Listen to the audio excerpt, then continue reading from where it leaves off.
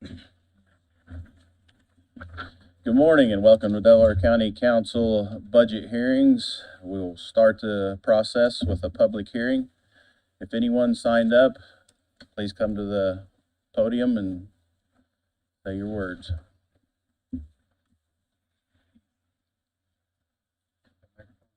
Yes, my microphone's on. Turn that one on, Rick. Thank Is you. it on? Yes. Great. I'm glad you believe in public comment.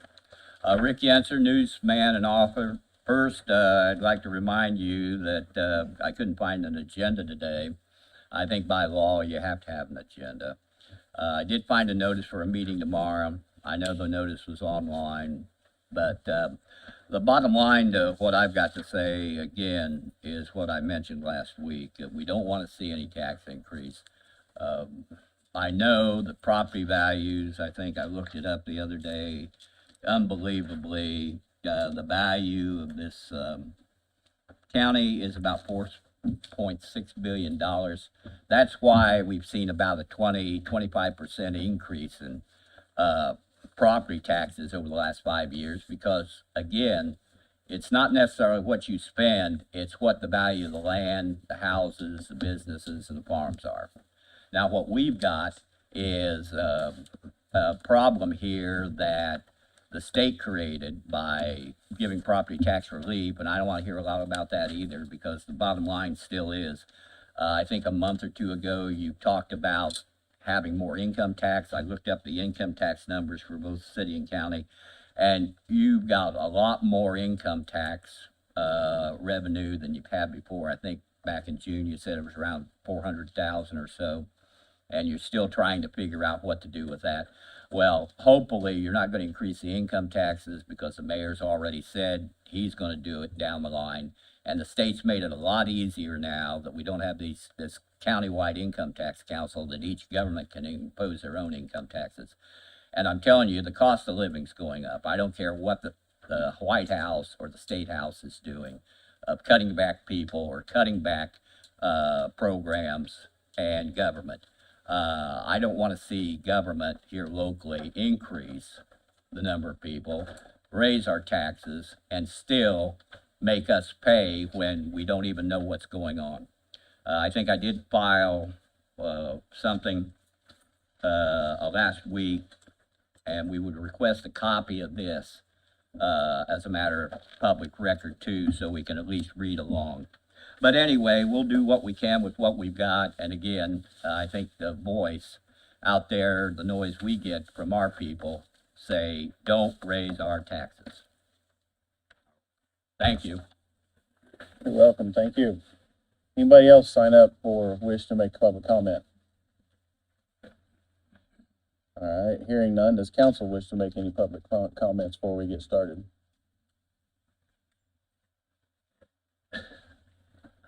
If not, we'll move on. You wish to say something, Matt? Sure, I'll start us. Okay. How about that? I think we should probably do a where's Tanya? You said she'd be back shortly. Oh, okay. Well, we have to, is this for the public hearing or is this for the actual budget? Because if it's yeah, the we hearing, can we need to wait. close this and That's then fine. Yep. open and. I didn't know if you budge wanted to for make the- any public yeah, comments. I think No. she was going right into the budget. No, I was just gonna, yeah, we can wait. All righty, Thank then we'll close the public hearing part of it. And I guess we'll wait a brief moment until Tanya arrives. We have to adjourn that one. All right, I entertain a motion to adjourn the So public moved. hearing. Second. We have no one here to take roll call, mister. Record. All those in favor say aye. Aye. All those opposed, same sign. Motion carries unanimously. Now we'll wait until Tanya gets here.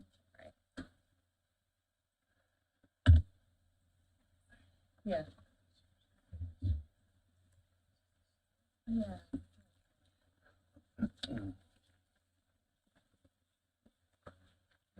you ever get your other monitor? No, Okay. no, it's one. That's the problem. So that's what you have to. hours. A lot of red. Yeah, so we're gonna-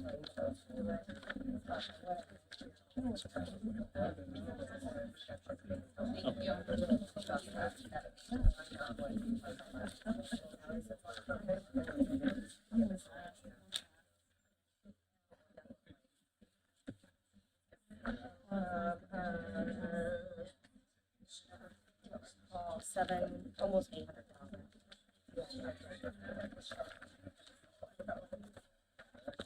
Actually, here.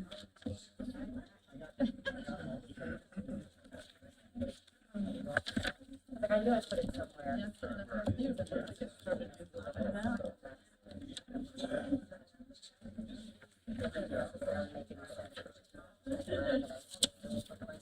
He's just getting email, he's in our. Or cleaned out. I think it's thermostat.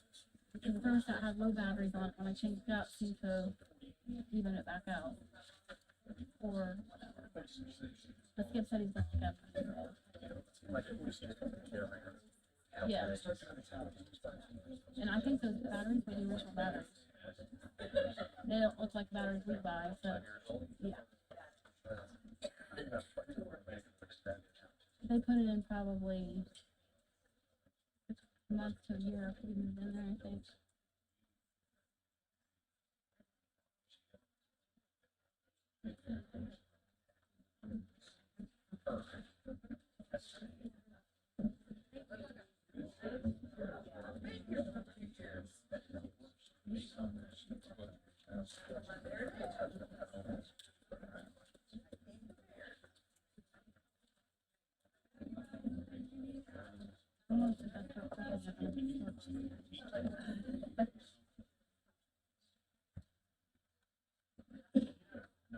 See?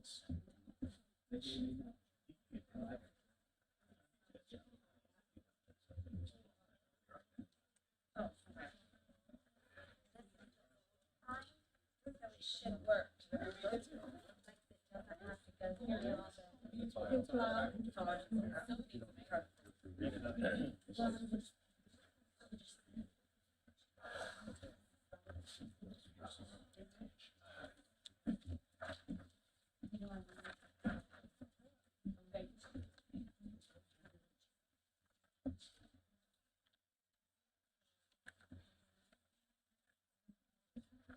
There it is.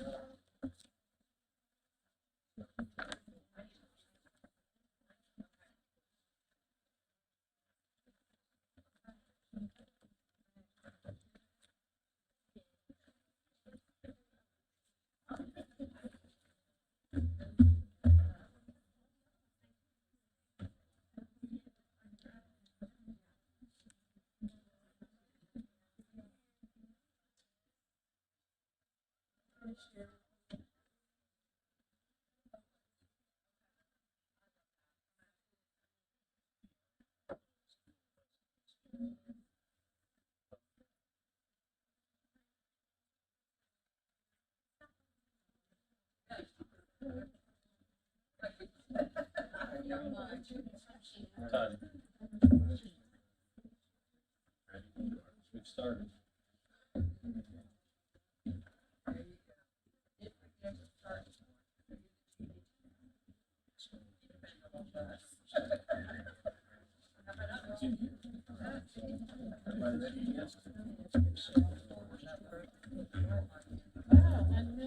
Kyle, are you ready?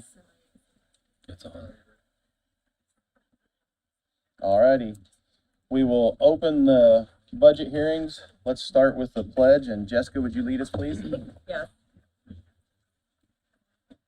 I pledge allegiance to the flag of the United States of America and to the republic for which it stands, one nation, under God, indivisible, with liberty and justice for all. Thank you, Jessica. Before we get right into the first budget, Tanya, would you like to review the numbers that you've presented to council? Actually, both of us, which one did you have? Absolutely, that works well. Before we start, I'll just note for the record that all members are present and accounted for. Thank you, Ben. I do want to say at first, we're having some technical difficulties. Here in a minute, we hope to have OpenGov up. And I do want some feedback on that. With this being the first year, please let us know what you'd like to see, what needs improving, because I'm already thinking of stuff, and this being our first year, I would like to know what we can improve on that. As far as the financials go, we are not in as good of a spot as we were last year. We estimated our ending balance spot on last year, and it's still keeping up, but between cost and revenue, we need to make about 7.4 million in cuts this year. And you might want to consider alternative forms of revenue as we go through the budget process. That's it. Alrighty. I'm gonna put numbers to those words, Okay. because I like numbers. From last year to this year, the property tax levy went up $250,000. The tax caps, so our losses, went up roughly $1.2 million. So what that means in dollars and cents is our revenue this year compared to last year is roughly $1 million less. We're talking 38,100,000 roughly. The 26 general budget request is 46,490,000 roughly. And that's where Elizabeth is saying, in order for us to keep that $6.5 million operating balance, we've got to cut $7.4 million. So that's where we're starting. I have a question on the property tax levy. The state has said the maximum levy growth quotient for this year is 4%. But you're saying that our property tax is only gonna grow by $250,000. That is what DLGF is telling us. Why? Well, where's the 4%? I guess that's my question. That's a great question. Tony, do you have an answer for that one? I don't really have a spot on answer. Our guesstimate is the fact that TIF neutralizations are running late, and then and that's through the state is what I'm saying, not just for us, but for many counties.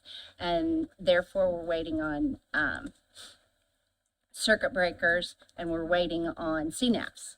Like, all of that is what makes up the property tax levy. So the estimate that was put on the gateway system for us is what we're giving you.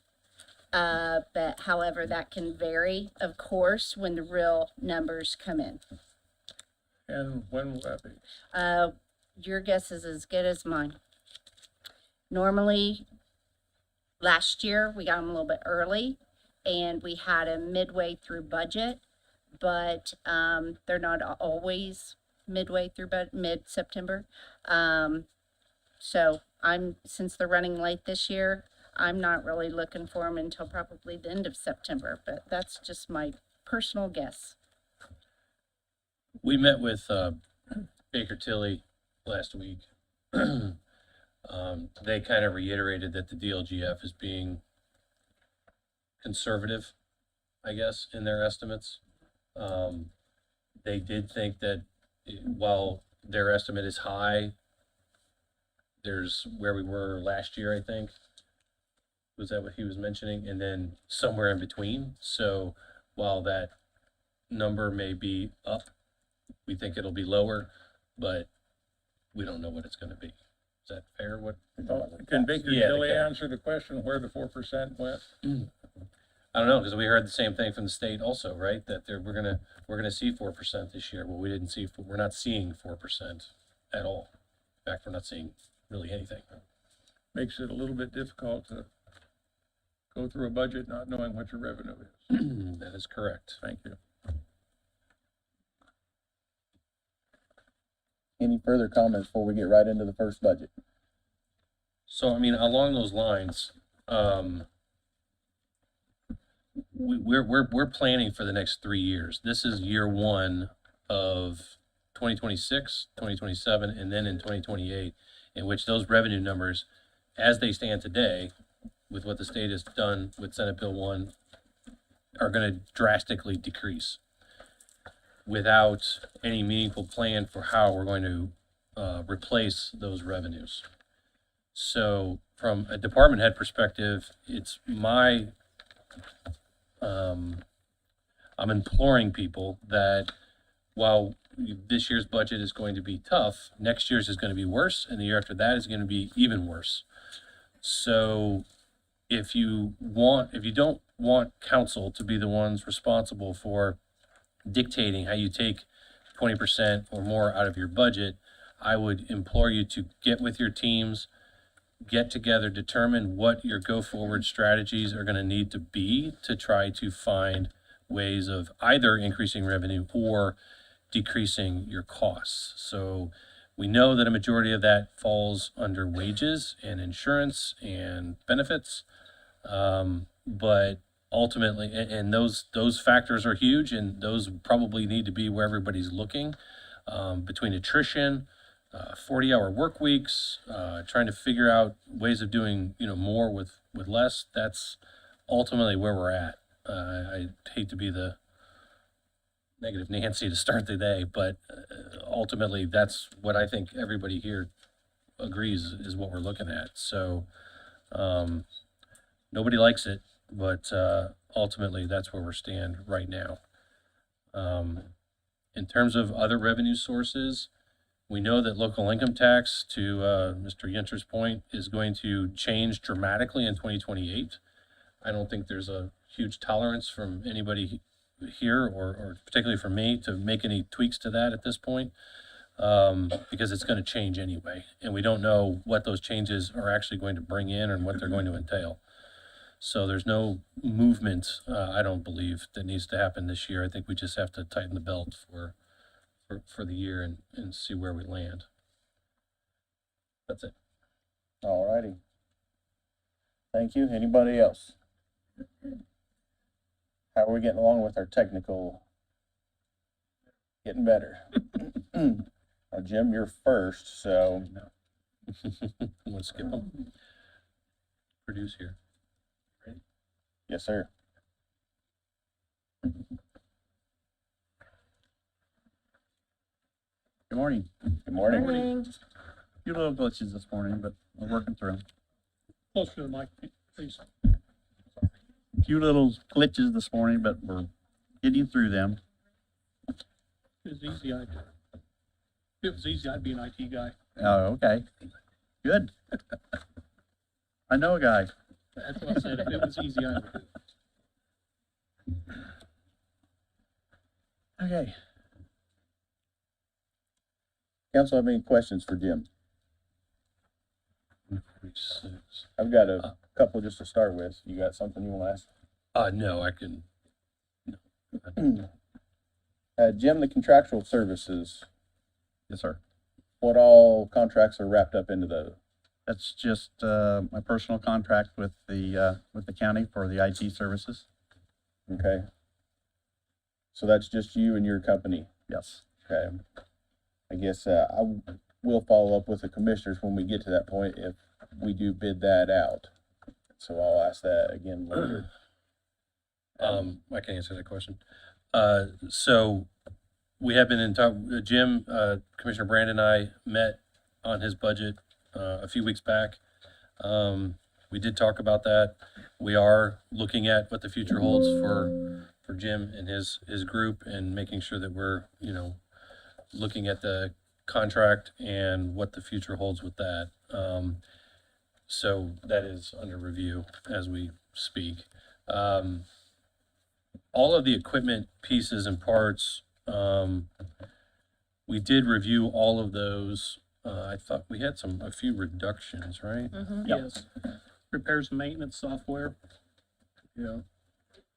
So we just, Jim's taking a closer look at some of the details and is able to find a few dollars here that that we don't expect to spend or haven't been spending, as well. The So- 40,000 that was reduced I asked last year for that increase because I wasn't sure where we were going to be sitting at with our VMware software, which runs our servers. We heard there's going to be a large increase, so I asked for it. I didn't need it, so I'm just returning it back.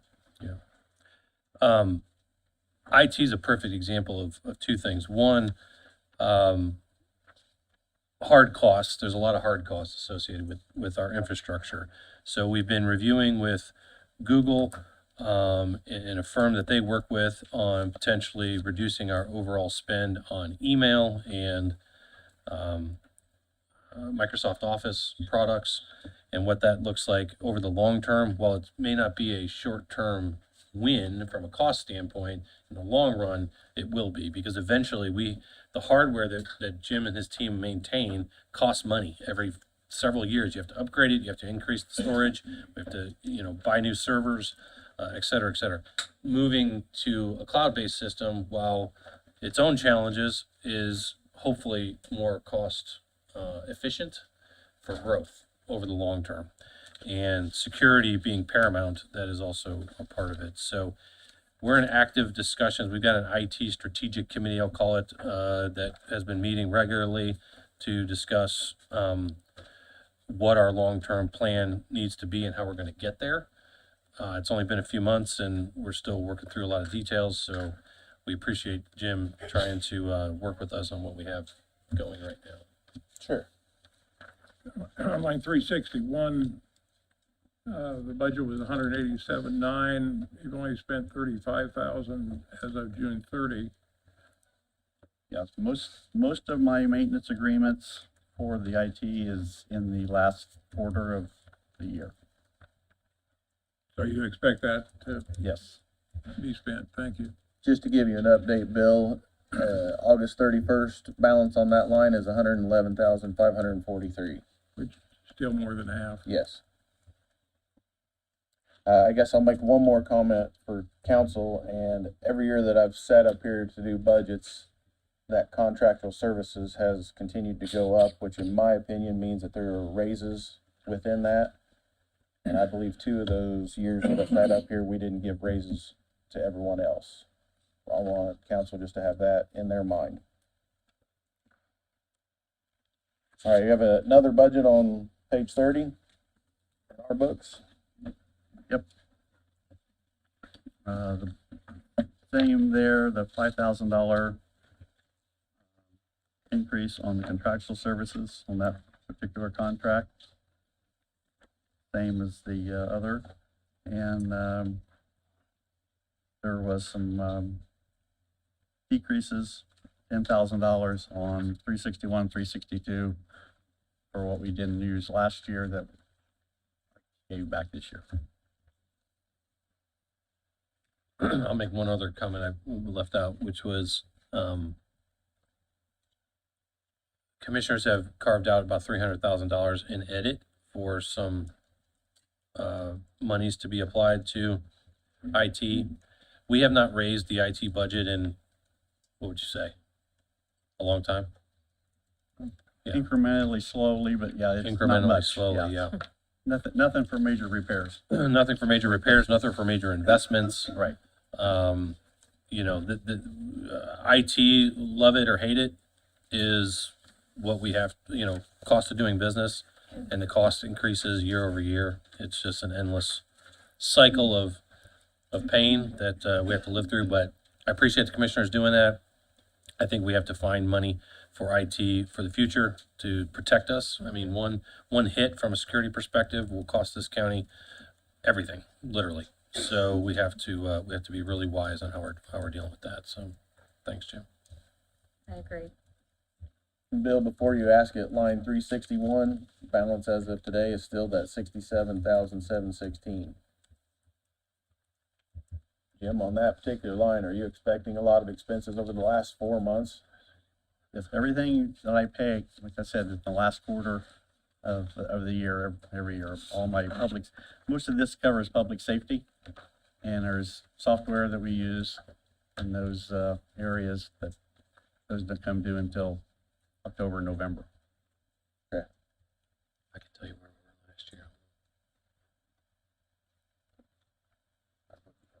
assuming it was at least a balance of 10,000, that's why we lowered it then. Well, I was just looking at August where, he'd only Oh, spent that's all right. 40% of it then too, so. it's- Any questions for Jim? You do? Oh, actually, no, I don't. Are you ready to move on? I'm ready to move on. All righty. I have one more question, please. Yes, sir. I guess this will apply to you, probably apply to all the rest of the department heads as well. I'm trying to interpret, if I could, and not only you, Jim, but everybody, is this a wish list, or are these bills that you're actually paying every year? That's what I got. In other words, do you have some fluff in there that you're thinking, well, hey, if we don't spend all this, then we'll have some more money to spend for whatever? I mean, we need to really watch our expenses. Yeah, there was some in the 360, on the 361, 362, and the 146. There was 20,000 there I gave back that we didn't use last year. And I Yeah, rolled it back just confirm that. for Thank you. 26. And then I gave back that, it's pretty close on our budgets. We did review that. They did, what was left over was given back. Thank you.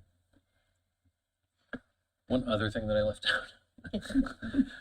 out. Commissioner Brand did me a favor and listed all of the items that he's been working on from a efficiency improvement standpoint. Some of them are quantifiable, some of them are not. I plugged them in, they're broken down into a list. I didn't print more, everybody here has a list at the council, but if anybody else is interested in his list, you might consider it. It's got some ideas on areas that he's been targeting that may give you, the department heads, others ideas for your own areas that may be worth considering. I meant to share that. So if you want a copy, we can get you one. Any questions for Mr. Fluke? All right, thank you, Jim. All right, thank you. Move on to extension.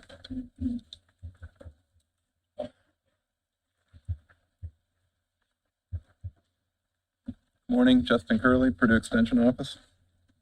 Morning.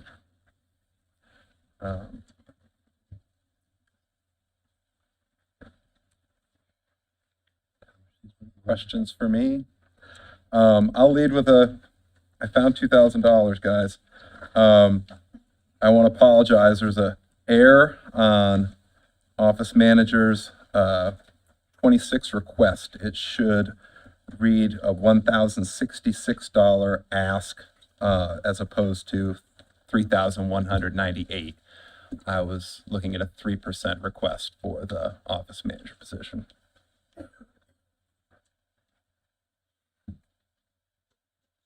Say that one more time, please. So first line, office manager, 2025 budget was 36,300.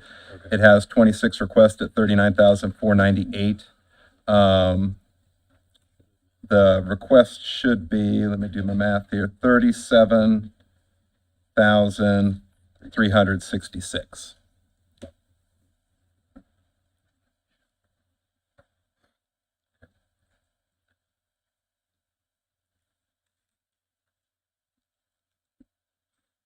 Questions, comments? This gets into our first budget that has employee-specific raises. And as I've talked to many of you who are sitting here, my suggestion in order to get us to a reasonable number to cut is to freeze salaries at the 2025 levels.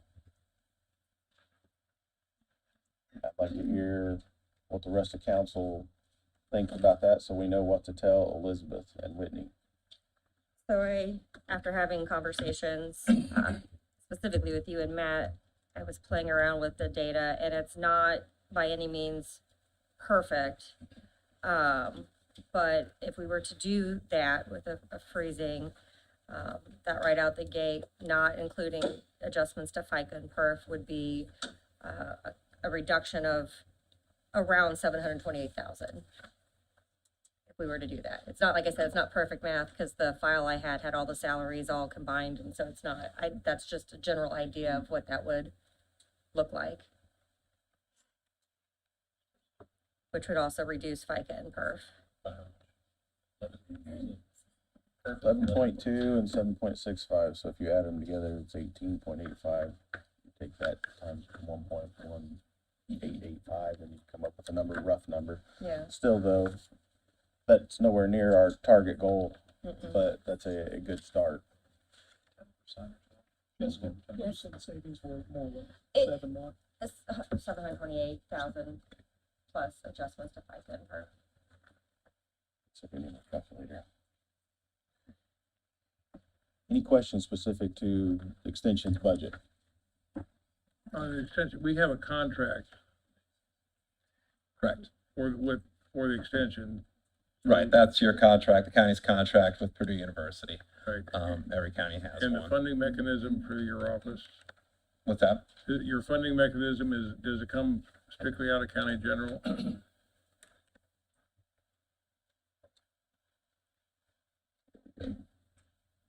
Good morning, Molly Hunt, Area Director for Purdue Extension covering Delaware County. So we actually have 3 forms of funding that do cover Purdue Extension broadly. Federal funding from the Smith-Lever Act, state funding from the Extension Educator and Crossroads line item, and then county general funding, which forms the cooperative part of the cooperative extension services. And this is the county general piece. Yes, This this is the budget. county's contribution that goes to fund all services from Purdue University, Purdue Extension here in Delaware County.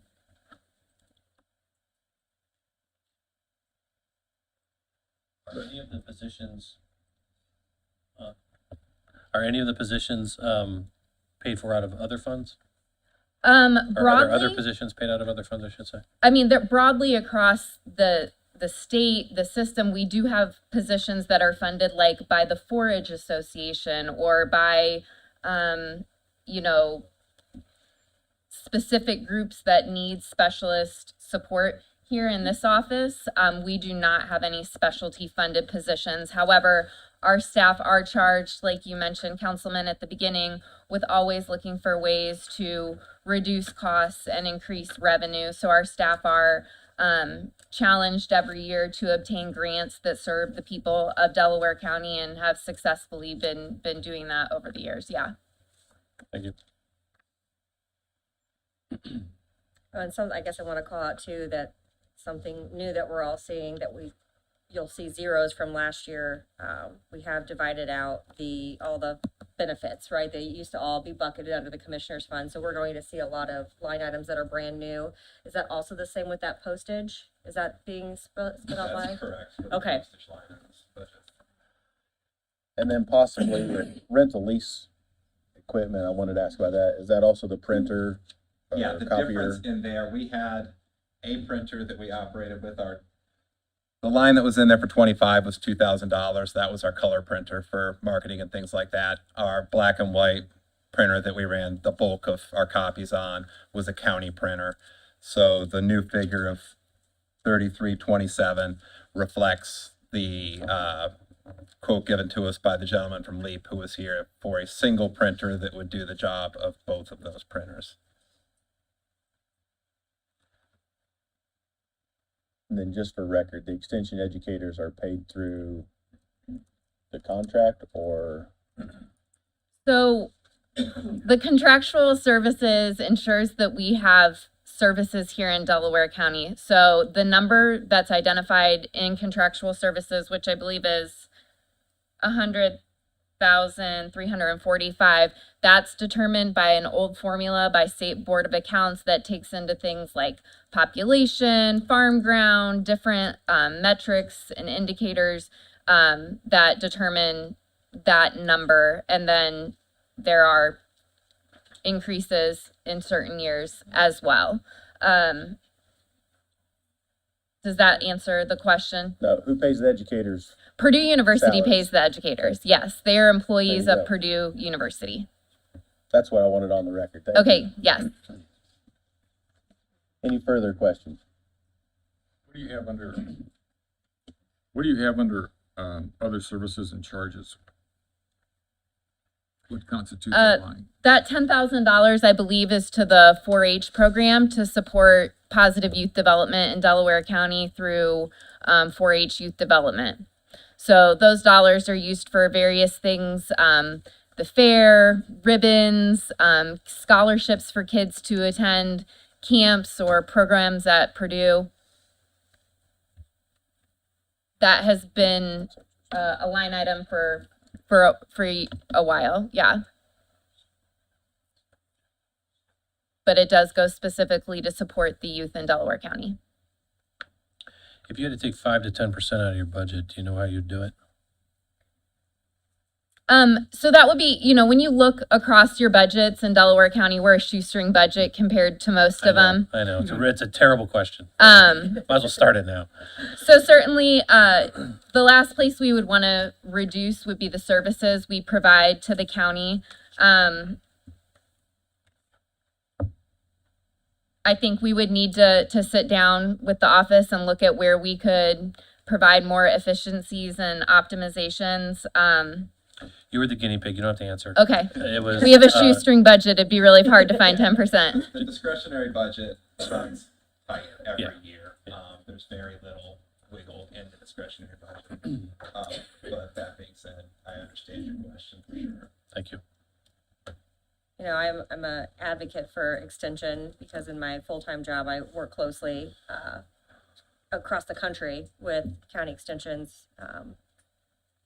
And I think people always underestimate all of the services you do provide and the depth of services. And if you go to their website or even just look at Purdue's website in general and across the state, and it's the same across all the states, right? It's a land grant. Every state has a land grant university. This is something that's nationwide. And those services really help a lot of people in a lot of different ways. And I think one of the biggest is just making sure of proper nutrition and teaching people how to grow or having canning classes or any kind of thing around food security. Given the demographics of our community, I think it's just crucial that we provide those types of services and education opportunities to our community. Yeah, thank you for that. We do a ton of programming, especially as well around some of the health indicators here in the community about heart disease and diabetes. We have programs that we partner with the health department to be able to fund and make free of cost to community members that are in need of that education as well. $4,000 in your transportation line. Is that really one we call like a benefit? We're just giving people some additional dollars so that they can do their job? So that money covers the travel and transportation for people who come in to do programming within the county, as well as our ability to go out and do programming regionally in support of extension as work. I know that right now it shows that we have a fair amount sitting in there. Educators made several trips to the Indiana State Fair to support the Delaware County 4-H youth and to facilitate programs. Those have yet to hit our travel line. We have annual professional development that happens on campus. That always happens in the fall. So every year we come in here and there's always a fair amount of money sitting in there, and it usually gets eaten up by November. That being said, I think it's important to note that we don't turn in mileage. When I'm doing programming in the county locally, if I'm going to Westview Elementary and I'm turning around and going to Selma to do a program there, I'm not turning in all of that little mileage. This really only covers, farther trips that, affect the employees' pocketbooks when they're going to do it. One other quick question on the revenue piece or our allocation to the county. How are those determined? Are they determined? How is our allocation determined? Was it by the size of the county? Yeah, that's it. Again, that's a old formula that was established in the 80s called the grid by the State Board of Accounts. When I started, the Delaware County had at 1.2 4-H educators that you had decided to invest over that base grid amount and have educators in the county to 4-H youth development educators. So one important thing to note, and I've had a chance to talk to a couple people on the council about it, is that contractual services, and I have spoken to Commissioner Henry, and we're coming to the next commissioners meeting to present this, is the contractual services is moving to a service-based model for 2026 moving forward, where we will align that contract with your budget. So in the budget, it says services, and the contract doesn't match that right now. So we're going to be moving to a contract or a services-based contract in 2026 forward. And so what that means is hopefully we're going to provide additional services here in the county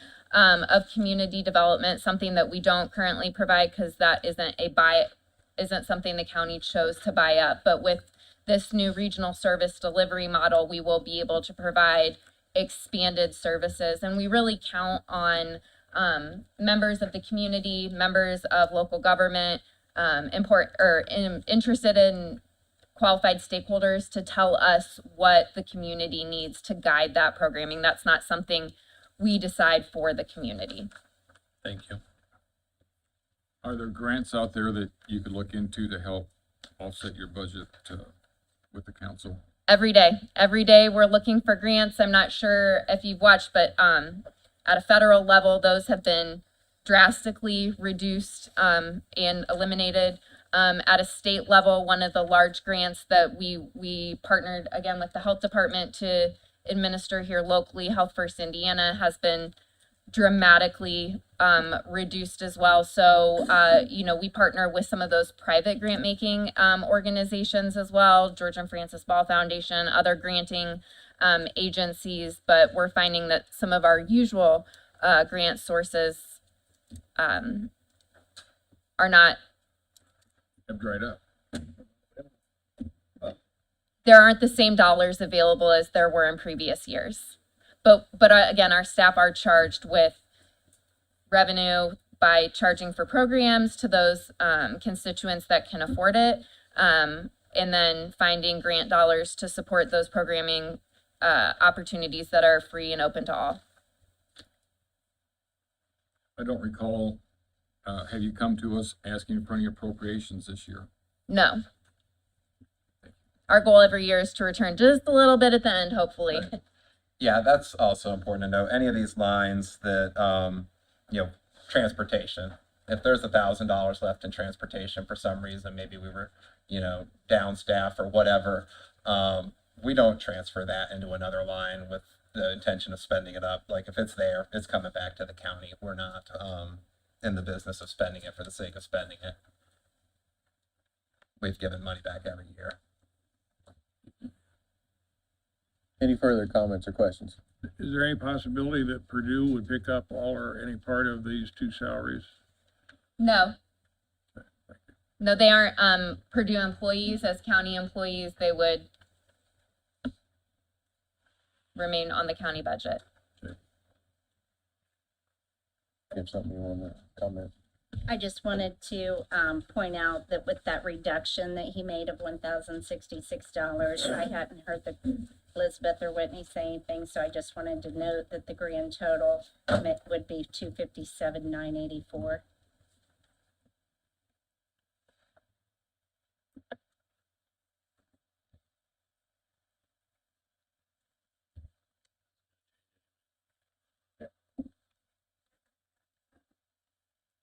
All right, hearing nothing else, we'll move on to the next budget. Treasurer.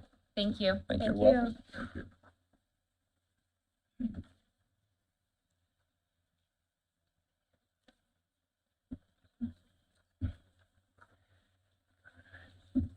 Good morning. Good morning. Morning.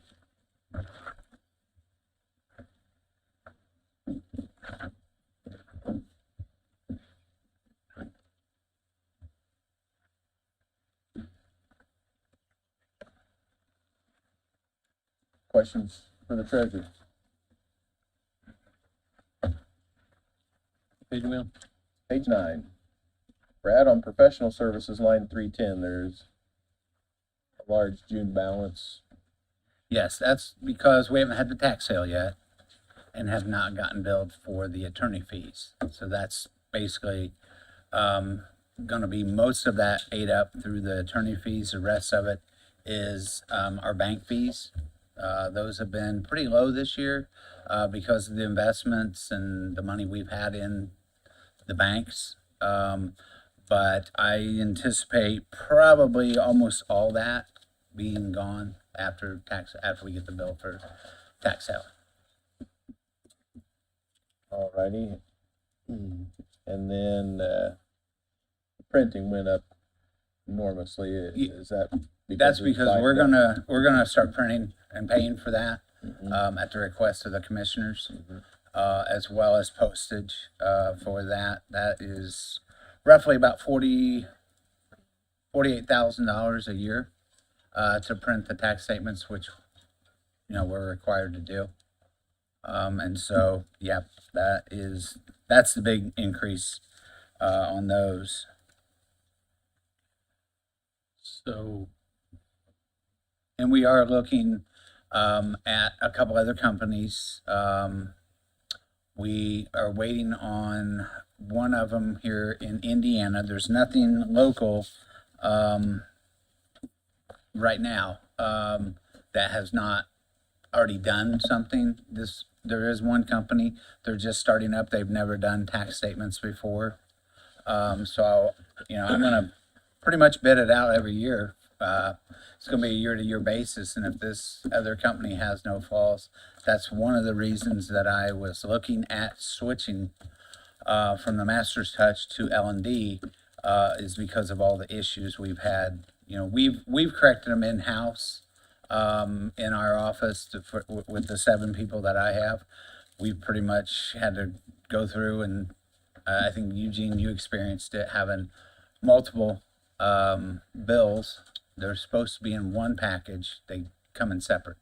So that was one of the mistakes that they made that cost extra, because every one of them that they mail out is probably 60 cents, where if they package 20 of them in a big package, it's going to save, And so that's one of the things that we requested from L&D. We went down when we were at the Treasurers Conference 4 weeks ago now.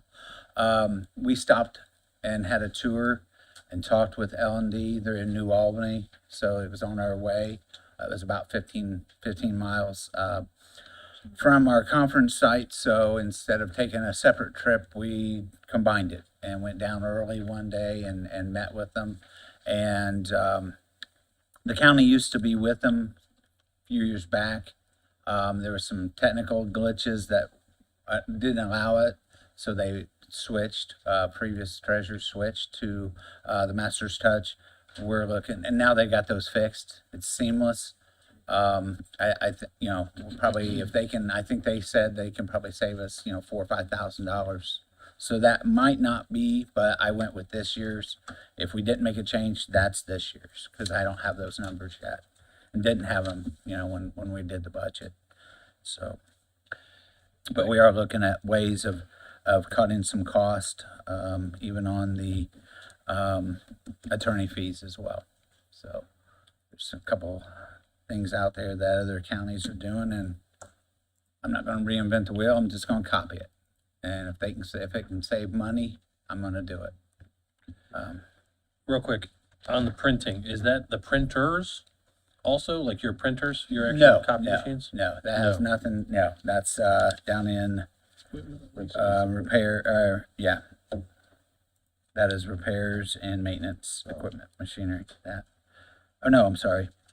That's the rental lease equipment, which we don't, right now, we have our own copier, and until it breaks, in my opinion, It's paid for, yeah, okay. why mess with it? So when printing was over before, because in 2025, our printing line item was 18,350. This year, it's 59,350 total. When we had overages in printing, where did it come from before? Did people just reallocate to transfer money out into pay for printing? Like, if you didn't pay for the printing last year on the text, who Right. did? So we still have other things that we have to produce through They didn't our have a office. printing line. We have judgment statements that have to come out of that.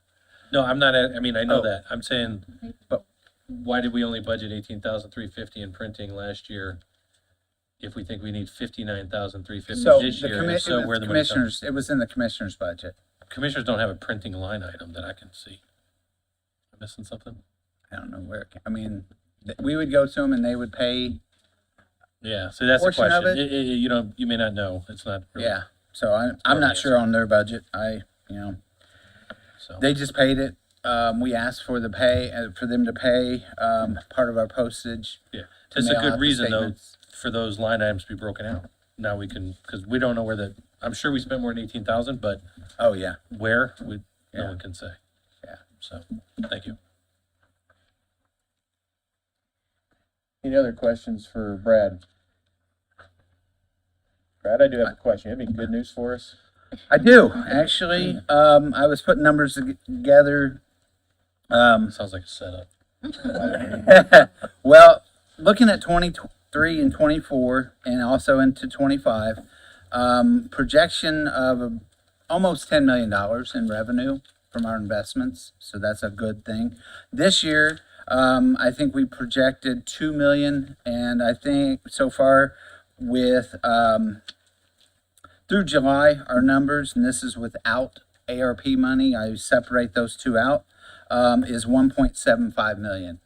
And so if you do the math for the rest of the year, it's going to be over $3 million. So we're $1 million over what we were projecting. Mainly the market has stayed pretty decent. I mean, there's not been any huge cuts. And if I see that there is going to be, I'm adjusting some of the money. We have two of our accounts are over for almost 5% still. So that is not too common in the market right now. They're closer to 3.5 to 4, and they're probably going to have to drop those, I'm sure. But right now, we're not looking to give towards an amount. We're looking, like I said, probably about $3 million. So you're saying we estimated 2 million for 2025. Yes. We're looking at 3 million for 2025, close to 3 million. Is that increase included in our end balance? I was just gonna ask if he could repeat, how much from July to December of this year do you feel like we can add to the million that you estimated Right. at budget time? So if we look at the next 5 months, we're looking at around 250,000 a month. So probably 1.25. It's going to be between 1 million and 1.25, I would say. We do have 2 months with 30 days in them, and the rest of them are 31. So those 30-day months, it's amazing how much difference it makes.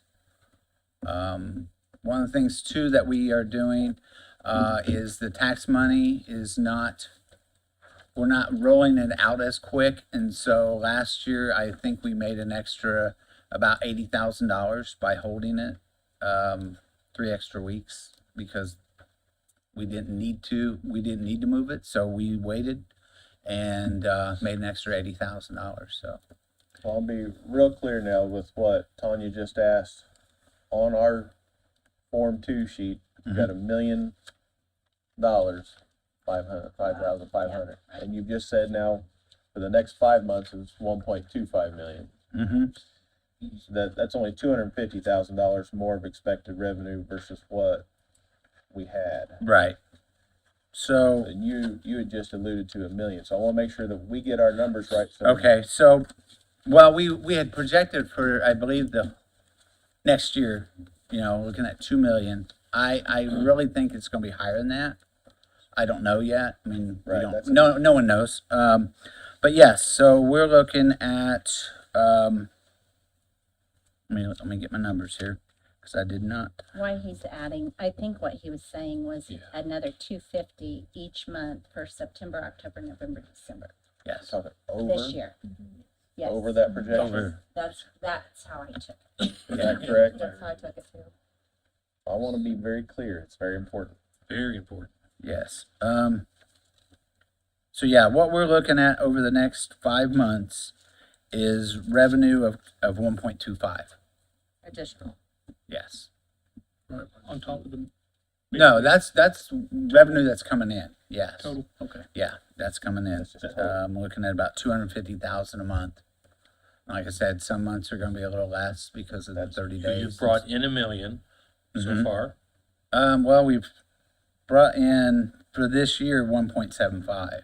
Here we go. 1.75. Now we're getting tough. Yes. So up to year to date, you're at 1.75. Right. You're expecting from Another- today Another to the end of the million year, and, 1.25, a total Yes. of 3 million this year. right. What was the total revenue expected Check. on Form 2 for 2025 from last year's Form 2? 2 million. I think it was 2 million. I think it was 2 million. Okay, if there's 2 million, then we are We are. expecting $1 million more.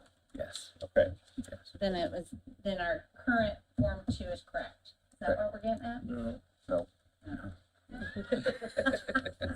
I'm talking about 2025, and then also, I mean, you're talking about 2026. I'm just trying to figure out the last 6 months of the year for this year, July through December, estimated, Oh, that's he estimated in June, 1,005,500.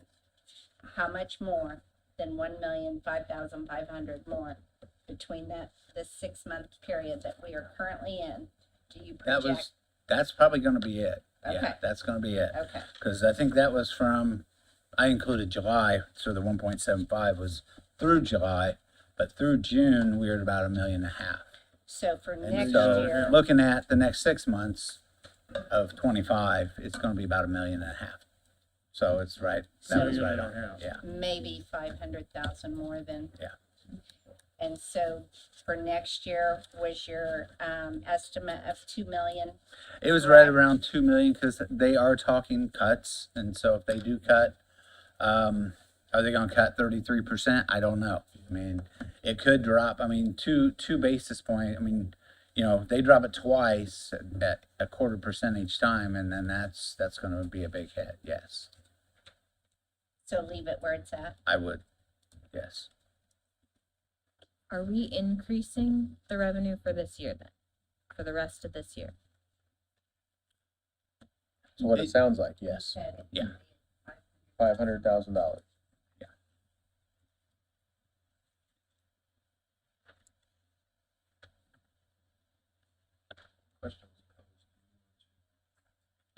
Do we want to have them put salaries back to 2025 while we're working through the departments? That was my question, and I got. Yeah, we never really. Did you hear Matt's question? I did not. The question was, do we have Elizabeth and the team put the salaries back to 2025 as we're working through the departments now? And then go through the anomalies after to try to expedite this process? Is everyone in agreement? I am. Yes. the problem is you have to make the adjustment to perf and FICA It too. automatically That's- does it, correct? It automatically does it for the departments. There are a few that would have to. Sorry, I didn't have my microphone on. But there are some cost elements that were not figured, and only a handful of departments will have to do that by hand. But the vast majority would automatically populate on their website now. Yes. Okay. What's the time frame for the manual so that they know how long a break they would need to do that? It might take a minute. Like 30 minutes or? No. Well, in terms of just Most working of through the today, if like with the treasurer department, if you went and made your adjustments now, and assuming that you didn't have to make any, and if you have to make manual adjustments after the fact, we could do that some other time. I mean, we might be able to do it by department as we're in the departments. Yeah. It just might take a little longer for the bigger ones. Okay. So good. I think we're saying yes. Yes, Yeah, go back to please the do that. 25.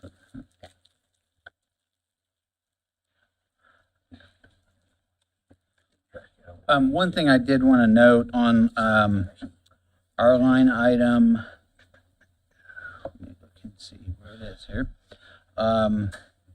Our dues and subscriptions, and I found out, in fact, I went to Whitney and said, can I make a change to my budget because at the, not even the 11th hour, it was more like 1 o'clock in the morning after the fact. We got notification that our dues that for the State Treasurers Association went from 0.5% to 0.75% of our salary is how they figure that. So that's why you see the bigger increase there. It's more than 4%, the 4%. It went from 320 to 467. I believe the chief deputy remained the same, but mine changed. And so I had to increase that. Wasn't a whole lot, but out of my budget, it's quite a bit of an increase, $147. So on that. You said 0.75%, Mm-hmm. and then your chief deputy also has to pay. No, it's a flat fee. It's I think it's only $15. So they get the Okay. money out of the treasurer. So that's how they base it all off, pretty much all off of. I think a lot of the state associations are that way. So if we go back to the 2025 salary, the 0.75% is $438.75 plus the $15 for the chief deputy, $453.75. So if you got to round that up to make whole dollars, $454 for dues. Yeah. So we're adjusting line 391 to 454. That's what I got. Okay. 454. 454. One line, sorry. I was looking at something. 391. So you reduced by like $13. 454.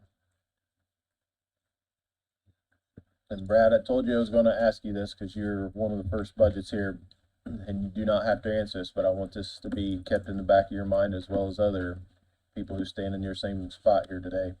Can you do with less employees? I won't answer that, like you said, but yeah, I know. We've looked at that as well. So, I mean, we're trying to think, and if we can save it somewhere else, that's what we're looking at. That's why looking at changing vendors, doing things a little different with the attorney fees. So, yeah. Any further questions for Brad? I'd like to jump in just for a quick second, and this really, may or may not have to do with salaries. Tanya, you can help answer this question if you would, please. It's my understanding that one of the things that we always did was cross-train employees. Mm-hmm. It's my understanding the State Board of Accounts, when you were trying to do that, indicated that you were not permitted to do that. Did I hear that right? Well, that's kind of it's a big subject at the state level. The less you do that, then the better it is. Some counties are able to more so than others, because of course we all know there's some really small counties out there where they have very few employees. But yes, like they don't want certain employees crossing. Like in the treasurer's office, it's very specific because they deal with the money. They're the only ones in the county, well, not the only ones, we've got a few, but anyways, they're the majority of the money in the county as far as handling the money. So they don't want the person who does the books taking the bank bag to the bank. They don't want the cashier doing the books. So there's certain things there that they want separated out specifically so that there is no way for fraud. Does that make sense? Does that answer your question? Because, I mean, with the separation of duties, we talk about that at the treasurers' conferences because there are small counties. And so they, like for 1 week, one of the people might be on cashier. Or that month they're on cashier, but they're not crossing back and forth between bookkeeping and cashiering and so that we keep that separate. That's why they're in I call it the back office. Bookkeeping is back there, to keep it separate from out front. And so we take in the money out front, and they're doing the books, along with the auditors, matching up every week on balances, and so that's why it's that way, yeah. I'm also, I guess, So unfortunately, no, we can't. I mean, now, they are multi-trained, the cashiers are multi-trained. I have one that collects the excise tax, or not excise tax, the innkeeper tax. Another one, might be on doing mobile home transfer permits that day. You know, any of them can do that, but that's what they're assigned to each day. They have the one on the innkeeper, that's who does innkeeper taxes, because that's, I quite a guess bit. I'm also questioning if we can cross-train some employees, maybe that eventually, maybe in some other offices, could lead to, less overtime. We don't do overtime. We have 0 overtime. Any time that we are past our working hours is comp time. Obviously, during tax season, we have not a lot of comp time because we've gotten more efficient with it, collecting and just processing. People understand that we close at 4 o'clock. And so they're not coming up and getting in line at, 2 minutes till we close and having 25 The people. majority of that also is the last week of taxes. We do not close, we don't close We for don't- lunch we don't- anyways. Yeah, We take turns and stagger it to get our hour in. The last week of taxes, we do not Not take a take lunch. lunch. So We bring everybody food gets- in and feed the girls because it's nonstop from the time they're lined up when we get in there. And they're lined up when we close the doors. So those girls do not move from those spots. And they're literally eating at the counter. Yes, they have to. literally. They have to. Are you in, Todd, are you guys the only exempt employees in your department? Are we? Yes. Yep, 2 of us are. Yeah. Further questions or comments? Can we freeze line 310 professional services at last year's, or current year's, 35,000?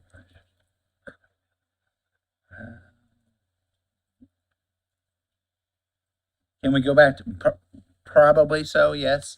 If the bank fees are staying where they're at, I don't see that being an issue at all. You think the tax attorney fees will stay the same?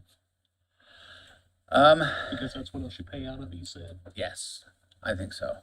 I think we might be able to do maybe even cut it a little bit. I'm not going to say right, Well, you never. it's guaranteed, but yeah, I'm looking at some things to try to pare that down. So obviously, if it's budgeted and we have extra, it's going back to the general fund, just like every year that I've been here. We've given back to the general fund. We don't spend money. We've not been up here asking for additional appropriations this year. We've not even made a transfer this year. I've got where I know what we spend out, and unless there's a big hiccup or an equipment failure that I don't anticipate, that's the only reason that I would be up here for a transfer. What does your crystal ball look like? Do you have any idea what your give back might be for this year? Looking at, I can probably, right now, Not to quote you on a dollar and a penny, but so that's gonna be on to, yeah, 20,000. Roughly 4,000. Maybe, still 6 months to go, but yeah. But looking at, knowing what comes out of certain things, there are, probably around 4 total. Because we tried to keep the printing costs down, which we did this year, saved a 1,000 or 2 on that. does the government get any special privy on postage? No. No? No. The companies we go through, they get the deals because they send out so many pieces of mail. There's bulk mailing, they get a deal on that. It's not 78 cents. It's in the 60s, 60-some% cents per letter that go out. Now, some of the stuff we have to do, tax sale, it has to go out, certified, demand letters, same way. And that price went up. So, yeah. So that's why the postage probably is going to, will be at that level next One year. more quick question. What are we projecting for interest next year? I think we had in revenue like 2 million. Is that enough? We just talked about that. It's never enough. Never enough. They're saying they're gonna. Last year, we had the same conversation. I know, and I've really thought that they would be cutting rates, and they haven't. Now, there's big talk, We hedged a bet at 500K more than 2 million. I would say so. It would be in the $2 to $2.5 million range. I don't know that I'd go over that. If we do, that's just bonus, I guess. Gravy, it's gravy. But yeah, 2.5. I mean, it's 200,000 a month is roughly to get to the 2.5. So, That's the difference between a lot of stuff. Yes. So, I mean, right, You want us to add that, Matt? I would just hold that thought for now. yeah, that could be a thought to increase And that. so I'm looking through, there's a handful of line items that have just, looks like you just went with a generic 4%. There was, everybody said, 6%. yeah. On those line items, would you feel, I know it's like nickel and diming, we're not talking huge amounts of money, like Yeah. maybe literally $150, but Right. like, we're really gonna be Right. tight. No, Are we good with I taking those honestly back? think with office supplies, the cost of goods are going up. We know that. We order quite a bit and get a nice deal from a local company that has now sold. So hopefully the new owners will offer that same deal, but if not, it could go up. Our paper that we use at the front counter for receipts, we have to order it about a month out. We actually order, Kathy ordered in June for November's for all this tax the tax receipts that people will be paying that. We'll order in November and they'll get us through May next year. So we don't keep a big, huge supply Yeah. on stock. What we need is what we keep on hand. We might have a half a case left, so over the course of time, maybe we can cut that down, but some of it, yes. Like you have like transportation went up $18. Yeah. And we're actually gonna be shy this year. We are gonna have to do a transfer, not with you guys. It's from another line item, to cover the cost of, the next conference that we, go to. So that, is the state board account. Required conferences. So that's what we go. We don't go any other ones. So Elizabeth On and the vendor. team can follow along. Which ones did you Okay, so, talk about going back to 2025 numbers? I just Let's- mentioned, I never really gave line, Okay. we just started at office supplies and he was just completing his case for that additional $120, All right, well, so. we need to be moving on to the Yeah. next budget, so if there's any more specific questions council would like to ask? All right, Well, I think that's the right principle, though. I know what he says he would like to have or he needs, but we have to say what we can afford. Right, So as we see those items, the default position to me is to leave them where they were this year. Unless there's circumstances that require otherwise. well then let's go through them.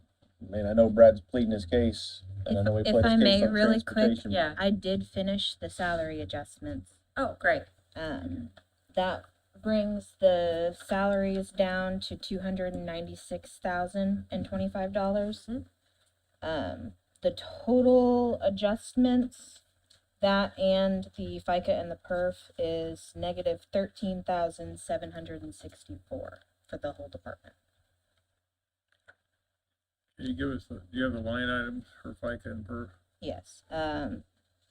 FICA is an adjustment of negative 886. Can you do you have the totals? Yes. Negative 886. negative 886, Okay. total of 22,815. Yep. And then for perf is negative 1,297 adjustment. And the total is 32,674. What would you say the salaries went down to 296? 296. Back to 25. Back to 25 Back number. to 25, Oh, so, yeah. yeah. 296,025. So besides the salary, the FICA and the perf, the only other reductions we have are the 1,400 from professional services and the $13 from dues and subscriptions. At this moment, I'm sorry, what was the first one you said? Because I missed that. 1,400 out of professional services.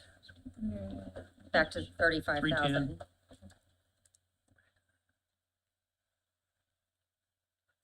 Probably on equipment, we can do something there as well. Okay. I think we have to replace three computers, but we also have 3 laptops. We're not gonna replace every one of them.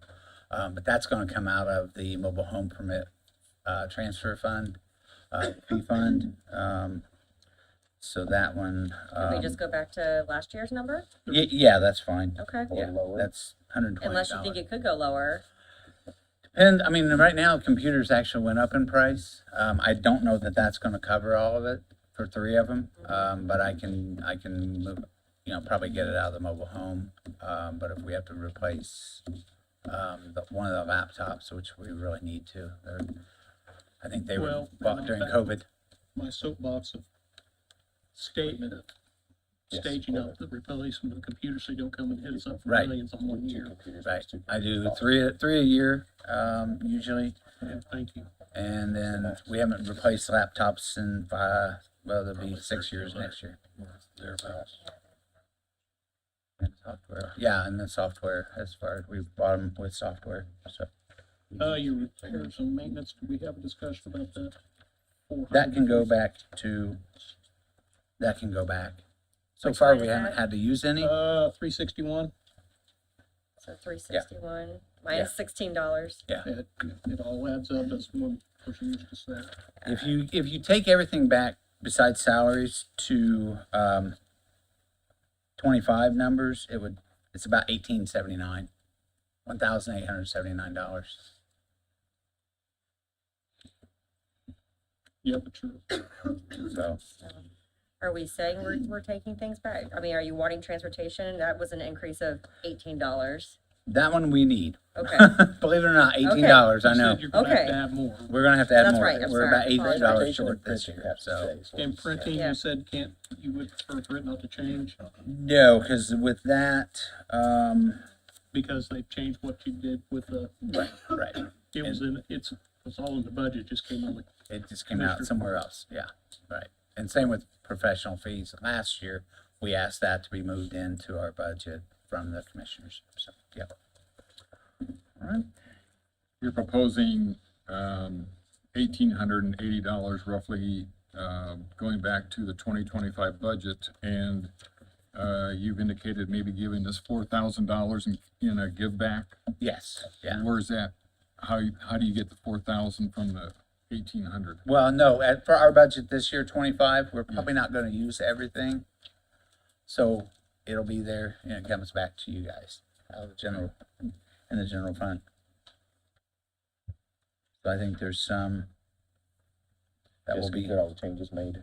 You wanna start from 211 and read down, so everybody's Yeah. same? Yeah. Yeah, so what we have so far is the reduction of salary and wages by 11,581. Reduction in FICA by 886. Reduction in perf by 1297. Reduction in professional services by 1,400. Reduction in repairs and maintenance equipment machinery by 16. A reduction of $13 out of dues and subscriptions. And a reduction of 128 out of equipment. I thought Brad said we could go back to 2025 on office supplies and not conferences and office. training, No. not office supplies. That's the one we do need to probably keep in there is, And like us, your conference and training fees have gone up. they have, yeah. So, But you could also use money out of the Right. elected officials yes, fund, correct? yes. So, I mean, honestly, that could go back to 800 as well. That's line item 393. Okay, so reduction of $50. That's what, I think it's what it's gonna take. You know, $50 here, $25 here, Yeah, no, it, they add up. 500K. It adds up, just like interest, it adds up. All right, is everybody caught up? Elizabeth? Do you want the new amount for this fund? Yes, please. $515,143. Say it again, please. Please repeat that. $515,143. Thank you.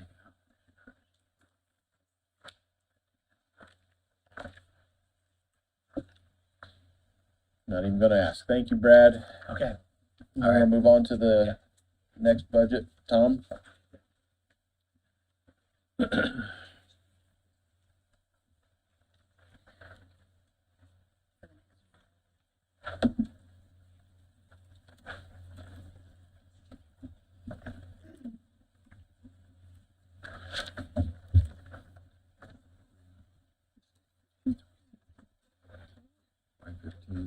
Elizabeth, you'll adjust the.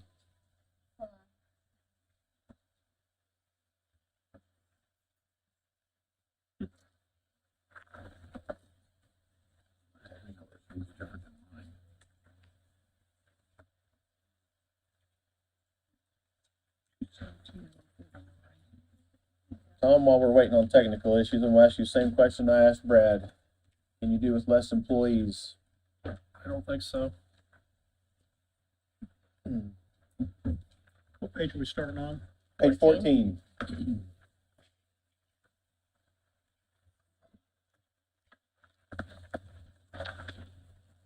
And I know Brad didn't answer that question, but I want everybody to think real hard on that question. I will.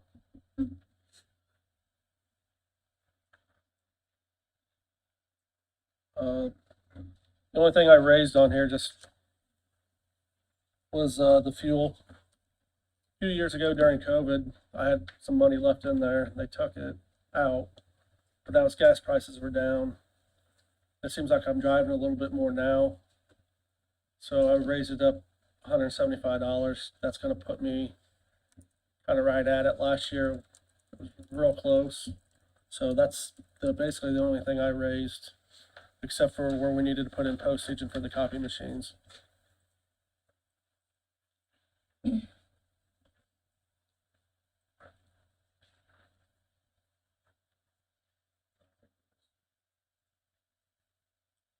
All right. What is, I'm gonna finish my statement to okay, Elizabeth. yeah. When you do get it pulled back up, adjust the salaries back to 2025. I do believe that was already done. That's done? Okay. And then adjusted the FICA and perf. Looking at now, okay.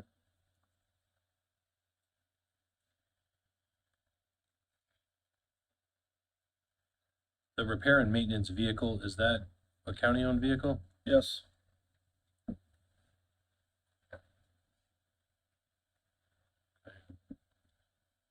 Is there a reason you haven't used anything yet this year? You just. I changed the oil myself at the beginning of the year, and we put tires on it last year, but they came out of perpetuation, so far this year we haven't had any maintenance. I think there will be. I bought some windshield wipers for it. I don't think they've came out. I don't think they've hit yet. That was a couple weeks ago. You're just putting it in there in case. What's that? I say you putting that. Well, it's gonna need its oil changed. Yeah. And if it's in the budget for me to have someone do it besides me, then I'm gonna have them do it. So I know that's coming up here, every year, twice a year. And then windshield wipers, and then, $500 isn't a lot No, it's not. to maintain a truck, but we try to make it. Cost you $500. Right, so, in that case, we'll probably have to come, but right now, everything's working right on it, and that $500 is enough to get me through the year with the random stuff, windshield wiper fluid and that kind of stuff. Tom, you just mentioned something I was gonna ask you once we got to the other funds, is Okay. whether or not some of your expenses out of county general could come from the corner perpetuation fund. And a lot of them do. Like, my computers have came out of there. Sure. My And you tires just just came out of mentioned there. I your- mean, everything where I feel like I've used that for perpetuation, I try to take it out of there when I can. Well, the only thing in there this year is basically related to employee. Right, I've got a do not exceed for 20,000 coming from Ashland Landscapes to do the perpetuation this year. She just hasn't got it over to me. So that's what it's mainly for, but between that and the employee that's in there, I'm gonna try to zero that out each year so we can catch up and keep the money that's in there for stuff that we need, you know. Sure. What's it meant to be used for? To locating cornerstones. Who asked me the question so I can? It was Matt. Matt did. Yeah, so there's cornerstones throughout the county. And so when you go and get like a survey of your property, they always reference a cornerstone. So the surveyor's office is in charge of maintaining those, and every year they have to locate 5% of those throughout the county. Now, it's been tough, because there's only 2 surveyors in the county. It's not something that they really want to do, but this year I've got her, and she's gonna make a do not exceed for the next couple years, and we're gonna get those located. And sometimes we have to that rebuild. money's for the expenses of that job? Yes, Because the balances of 2024, end of 2024 was about right. 335K. It's still at about 339 for the year this year. As I said, as I mentioned here before, when I got into office, there hadn't been a cornerstone located in 15 years. I did it a few times. COVID hit, and it's been tough to get the surveyors back on to do it, the land surveyors. But I do now. She's got We the pay stuff them. wrote up, and they've got a lot of them that they found that were on other people's dimes. So we're gonna get that all caught up. It's in the works. Is that we pay them? What's We that? pay somebody else for that? Yeah, you gotta pay a licensed land surveyor to do that. Okay. I know we've bounced back and forth between 2 budgets, so I guess we'll stick with the surveyor's budget on 14. And I'll do my best to do the same. My question was whether or not the repairs and maintenance vehicle, specifically that one line, could come from another fund. I mean, I assume it could. I don't know that law's gray. I don't know. You know, I'd say 80% of mine's going around looking at stuff for the surveyor's office, and 20% would be out of perpetuation. So like I said, last year I bought tires, which are expensive, out of perpetuation. I think that kind of rolls, you know, I would say that it's probably that way, but there's no direct, I've read the Indiana code, there's no, you need to do this or this to use those funds. So I don't really know. The ambiguity in law is always something that we're Exactly. working with, and this year we're gonna have to work. And I did find this out. I mean, I know this doesn't help much, but they have the elected officials training fund that I use. And then we also have conferences and training in our budget. I was told when we first got that elected officials training fund a few years ago that it was for elected officials only. Now they said I could take my deputy and pay out of that fund. So I don't have to use the one in my budget and the surveyor's budget. Does that make sense? So there's $200, but it's better than nothing. That I do not need, because we'll be using the elected officials training fund for that. All right, so we can reduce by 200 in line 393. Correct. Thank you. Zero? And that'll offset the raise in fuel too, so. And when we get that updated FICA and PERF number, Yeah, so the updated FICA will go down by -110, making it $11,234. And then PERF will go down -161, making it $16,448.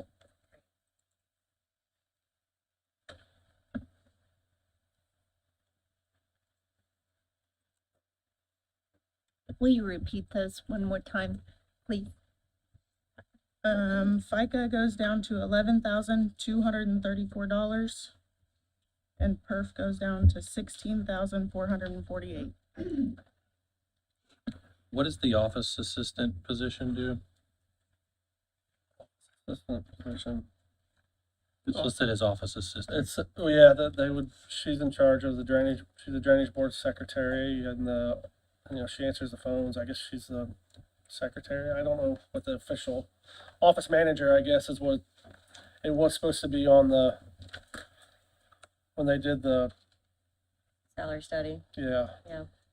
So is it the same position in the corner perpetuation? Yeah, I made both of them the same, because I want them to do the same job, in case one's not there, one's ready to So there's retire. two of them.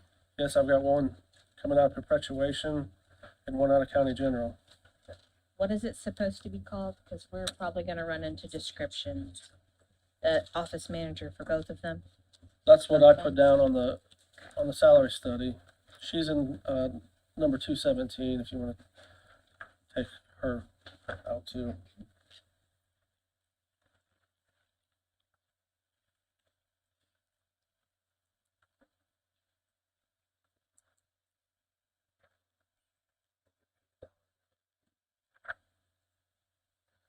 I'm trying to look for it in this salary study. Any other comments or questions or suggestions? What's your updated total now, ladies? Hold on a second, sorry. Sure.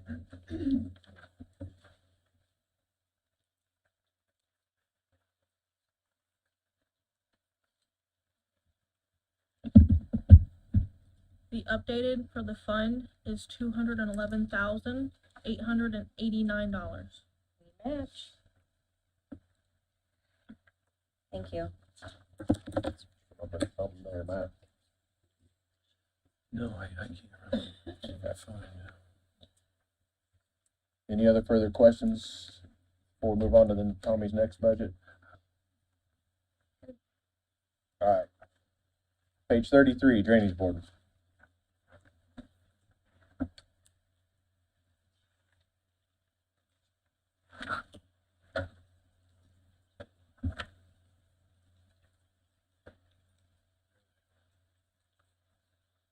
It's listed as office assistant. Close up. Do you feel like your postage and freight is really gonna be $1,000 for the drainage board? Well, here's the issue I'm running into is we haven't done a whole lot of drain reconstructions in the past. And the new drainage board is really pushing for them, which is fine.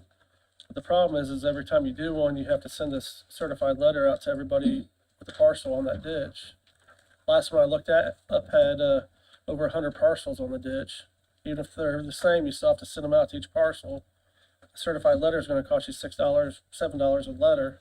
So you're looking at $600 in one deal. So I kind of think, we'll have one or two go through there, and I have no idea what it was going to cost because we haven't done a whole lot of reconstructions. So we get 3 of them through. I'll probably have to come and ask for more postage. But I also don't know. With the reconstruction, the majority of the costs are offset by the landowners on a special assessment. So I don't know if the postage can be added in there or not. Because I haven't talked to a lawyer on that part So yet. it sounds like a question for your attorney on the Correct. drainage board. So I assume that those costs can be offset and added into the special assessment if the perpetuation passes. But the problem is I need money to send them out, because if it doesn't pass, then I can't assess the people the extra cost of the property or of the reconstruction.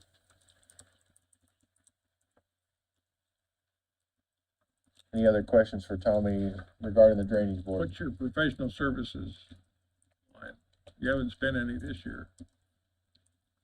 Would that be the recording, where it didn't have to start until July 1? Yes, that's exactly what it is. You The anticipate- recording, what do you mean? The recording of the meeting? Yeah, like, I have to record all my meetings and put Live them on. streaming them. The live stream cost, Yes. can we change that to something else? Can we rename that, or is professional services the only line we can use for the cost associated with live streaming? I don't think we have one that specifies like, no, do we have a media line? In our COA? I'm pretty sure we don't. I feel like I've seen media. Implement on the, sorry, maybe it's something we can implement on the chart of accounts as far as like a media line. That's just for that $1,000? Yes. Is that just a guess? Well, that's what he quoted me last year, How many meetings? once a month. Well, we have more perpetuations and we might have a couple other special meetings, but I would say 12 right now, 15. maybe 15. Thanks. I believe it's like books and media or something. It's something we can look into. How Okay. about that? It'd be across the board though, as far as on the chart of accounts. And of course, I'd have to speak with Ed on it and everything, you know what I mean? But it's an idea. I do wanna, if anybody else comes up with it, has new boards that are gonna have to be live streamed, there's a cost associated with it, please bring that up so I know we can tally a total. Thank you. Okay. And keep in mind that professional services is if they do not have a contract, and if they have a contract, then that's 310 is professional, and 311 is the contractual for if they actually sign an agreement. That's where it's gonna be. It's gonna, like, We should not be signing Currently. separate agreements, I don't think. Well, the commissioners have to sign the agreement, right? Right. But I mean, like, just the drainage board. But you guys would bill for just the drainage board is basically what you're saying. There'd be one contract with Endpoint or whoever, and then that bill would go to him for an invoice, right? That's how I assume it was gonna work. Yeah. Just like a credit card or anything like that. Is he invoicing separately for different meetings? that's The way it's supposed to be? been, discussed real recently with Okay, them. but it hasn't. Okay, all right, thank you. So, Tom, Yes. I love you. In my opinion, I think you should get down to one office assistant, and it's in the perpetuation fund anyway. That would help significantly. Okay. That's my Well, opinion. something I can look into. Alrighty, moving on to Tom's next budget on page 75, Surveyor's corner perpetuation. And you've already made the question I was gonna ask is how much gonna be your contract to do corner posts? And it's not included in this, so you have to come and ask for an appropriation when that time comes to. Right, at the beginning of the year, I usually come like January or February and appropriate out 20 or 30,000, so it's there for me. So when I get a bill, I can pay it. And you've said we're supposed to do 5% every year. Yes. Does $20,000 cover the surveyor that Well, you're that's hiring what- to do 5%? That's what we're working on right now. Okay. Wait, what were you talking about, Eugene? The Surveyor. corner posts are perpetuation fund, 75. I'll real quick, I looked up the numbers. The estimated revenue for the corner post perpetuation fund is roughly $80,000. Tom's budget of 56.6. If he's wanting 20,000 for the contract, he's going to be within the revenue that is estimated. I just wanted the council to be aware of that. That'd leave me a little on each side if I have to reconstruct one or replace one. They're kind of expensive to do. Do you take fees in of any sort? What's that? Do you take any fees For the perpetuation? for anything? Well, the perpetuation comes in through the recorder's office. That's where all that money comes. My office isn't taking any money, nor has it ever. Okay, you don't charge anything besides that, okay.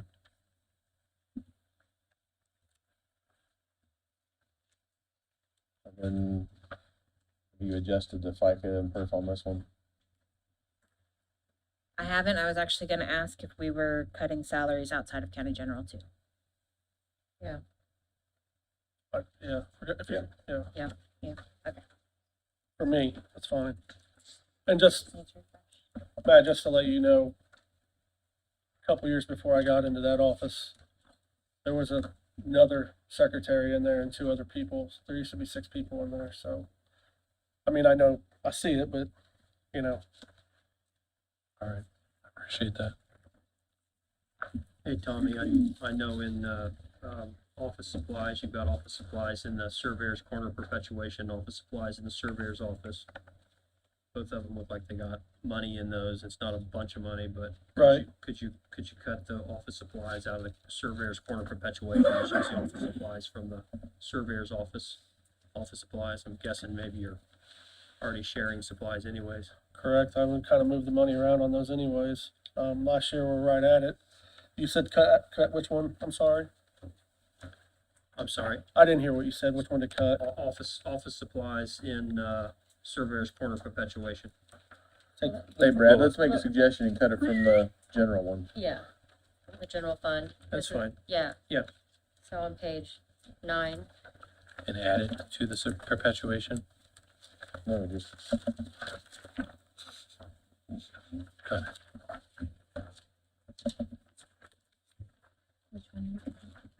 Brad, was your suggestion to just cut one line Just cut one completely? of the 2. I don't care which one, but Yeah, I mean, if you're gonna cut one, you might as well cut it out of general. It's not gonna help you to cut it out of perpetuation. Then could we add some Yeah, to perpetuation then? yeah, because that's not, Actually, we can, since we're cutting the salary. We do have that ability. all right, so we're cutting back on page 14. Correct. And adding it to 75. Page 14. You need all 300. I mean, it's, to me, it's the same. You know, that wouldn't cut any for me. But it would for you.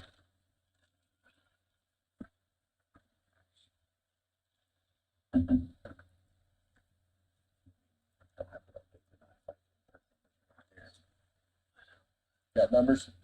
Are we adding the 300 to the perpetuation fund? Sounds like it. Tom would like that.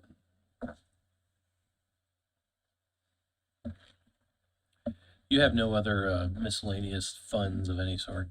Not that I know of. Those are all. Yeah, you're right. I mean, I can read the new numbers. I was gonna say, I have the number adjustments for the FICA and perf now. All right, if you would, please. For FICA is negative 110. For 2,825 is the total.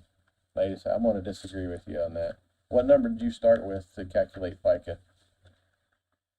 The 2935. The 35,925?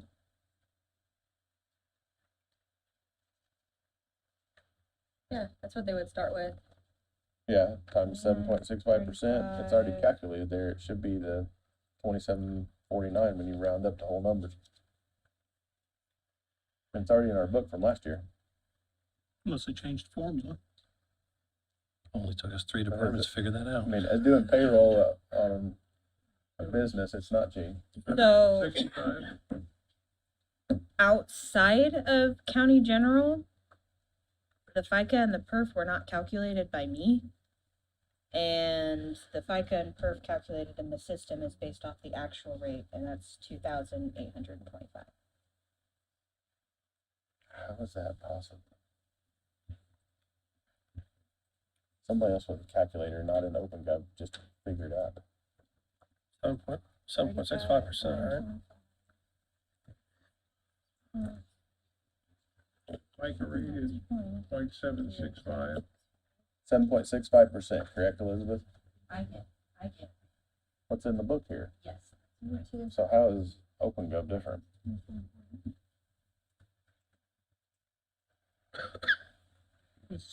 The other one's calculating wrong? Did we figure that out? Hold on. Hold on.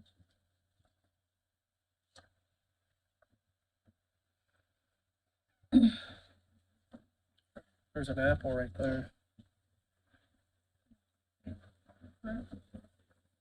It's 7.75%, correct? 7.65. Well, I hit the wrong number, I just realized it. What was perfect again? 11.2%, correct, Tanya? It's up on the other ones too. I think from my experience in the past on the perpetuation, when I first got into office, it wasn't figured out exactly. And if there's a little left over, they would, just go back in after the end of the year. They didn't figure it out perfect.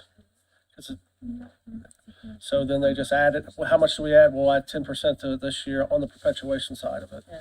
And no one really checks those numbers. And then if My bigger issue, Tom, is I want to make sure the open gov's calculating all of them correctly. okay, no, that's So 100%. that's- Yeah, I thought you meant on our No, figures. not just yours. I want to make sure they're all right. I agree. Because if we're wrong here, Yeah. we may be been No, wrong they're wrong with the earlier. previous No, I ones. know. We were, I just went back. So, You find the issue? I did not find the issue, but give me a second. I might be able to. All right. So you have numbers that you're ready to rattle off? No, hold on. No? It's 7.65. Can you override it and put a number in there versus allowing? Yeah. All right, because it's already calculated.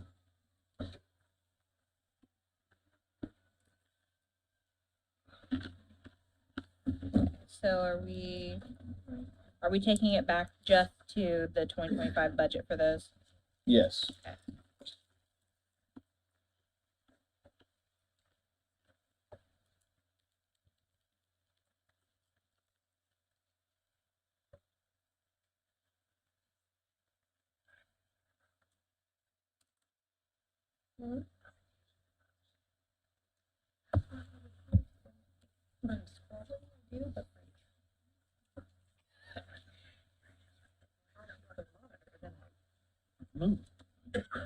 This today.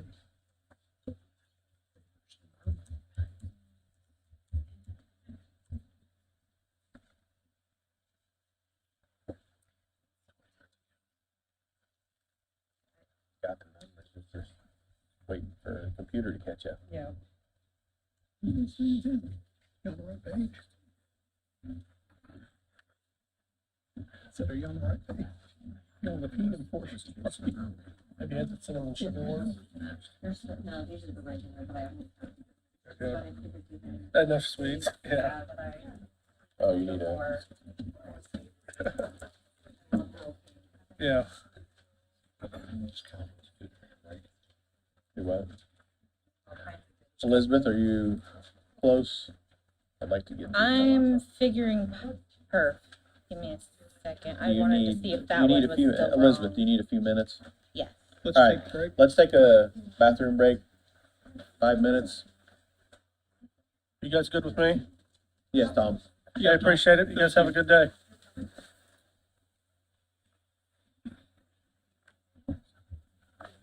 Don't everybody rush to the bathroom at once. If you want to read it, we're covered up. It's in the tab. You set the timer for 5 minutes.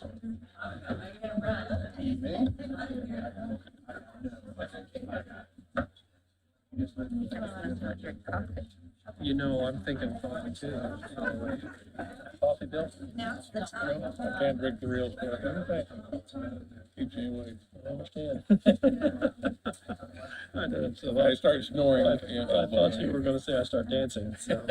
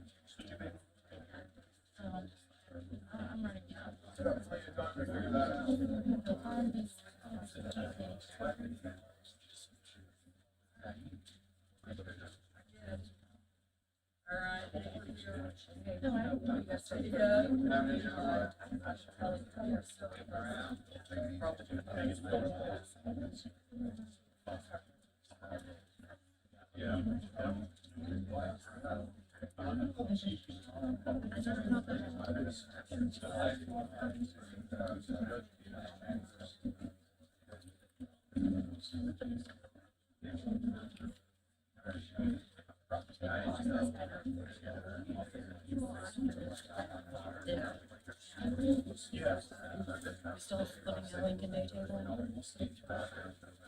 If you wanna just try to track it.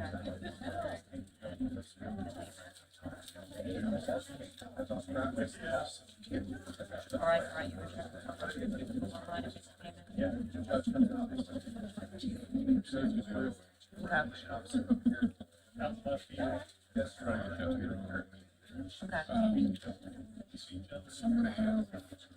Myself, Brad, and Ian, is on asking.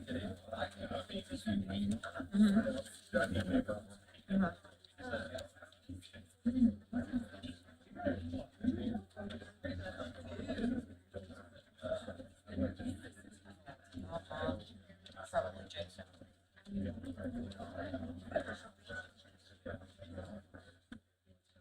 One of my girlfriends.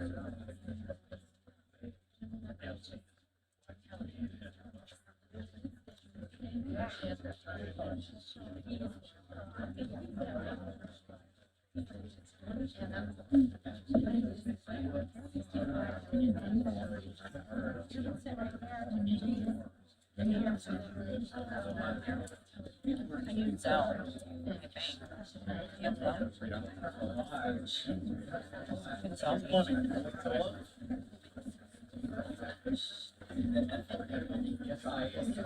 Yeah. Yeah, I believe. Whatever you got, I'm working on it. Get your head.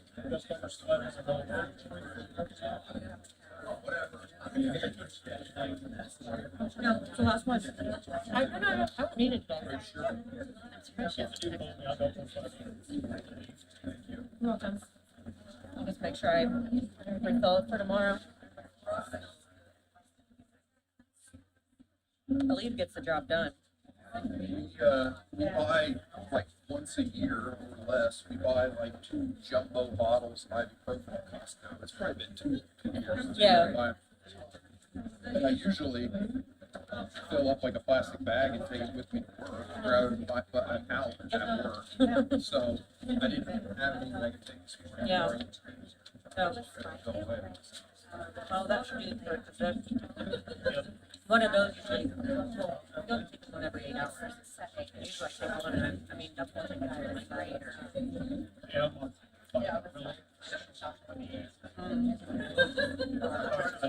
I tried to take it serious, but headaches are my one. Ever since my serious concussions in high school, I just haven't taken care of them. Get them. Yes, sir. They're usually fine. I appreciate it. I read your email.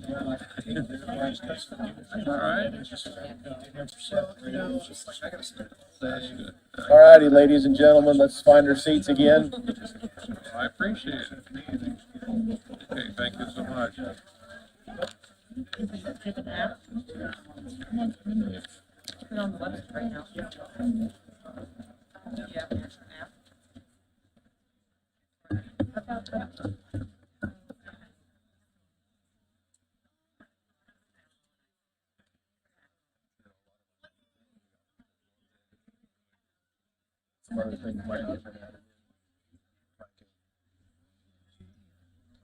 We may have to go back and revisit some others.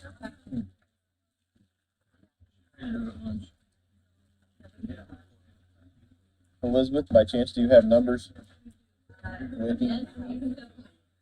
OpenGov was correct. Okay.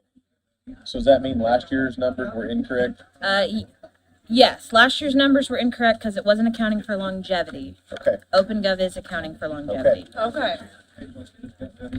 so we need to fix this one and then go back to some others. You mean like the ones we already did earlier? Yeah. Those ones should be fine. Okay. We might 'Cause we have went out to of- adjust workers' compensation on the other ones because I forgot that was also being calculated in. Up or down? Down. Oh, that's good there. All right, Please repeat Alright. that, Elizabeth, I'm sorry. yes. All right, Or, ladies and gentlemen, let's quiet down so we can hear Elizabeth and Whitney, please. Thank you all. To repeat what I said, OpenGov was correct on the FICA and perf. It's accounting for longevity. Okay, okay, so 28, 25. Yes, so that one is correct. Okay, so what, on the surveyor's perpetuation, what is the new FICA reduction? It's negative 110 110. and it's 28.25. Yep. And then perf is negative 161. That's 41.36. And we believe that all the rest have been correct thus far, because we've been going off of OpenGov. Yes, we did run into while we were double checking it that the workers' compensation amount is also going down, so Okay. we need to adjust there too. So I guess while we're in surveyor's perpetuation, shall we? Yeah. This one is an adjustment of 17 for a total of 444. Okay. I'm going back to the regular surveyor's you need a budget. new number on that before we move back, Oh, the new total. new total? You got the math? Yes, I got it. For the new number for the fund, $55,184.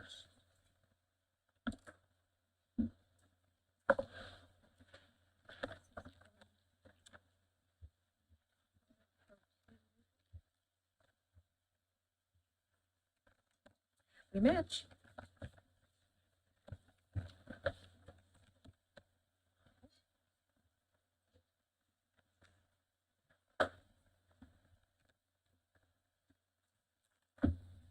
You're working on the workman's comp on the, Yeah, I was just gonna put back okay. through I already have it.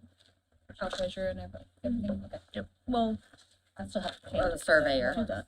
for the surveyor, it's, workers' comp is negative 17 for a total of $1,763. What page was that? Was that 9 or 14. 14? Excuse me, 14. What was it again? Which now makes it 211,572. Yes, ma'am. Thank you. Please repeat those numbers on the page. The total for the Uh, surveyor? both the comp and the total. So the comp is $1,763.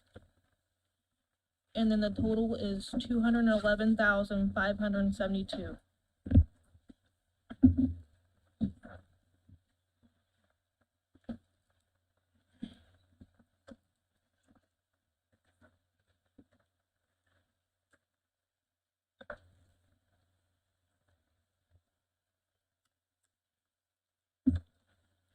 And then page 33 next, right?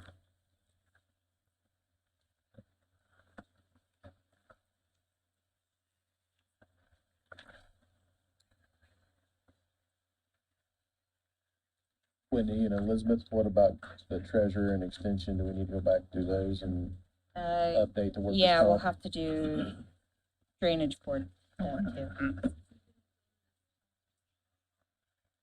Yeah, we didn't do anything with drainage board. Okay. So we want to go back to Purdue Extension and start at the top real quick. What do you have pulled up? Nothing yet. All right. I thought Whitney had something ready to go.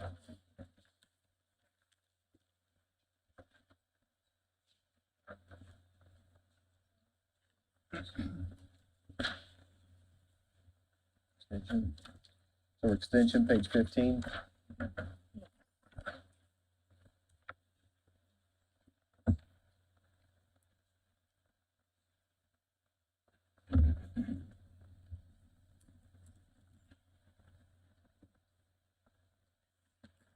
We need new FICA and perf and workers' comp, all new numbers there. Okay.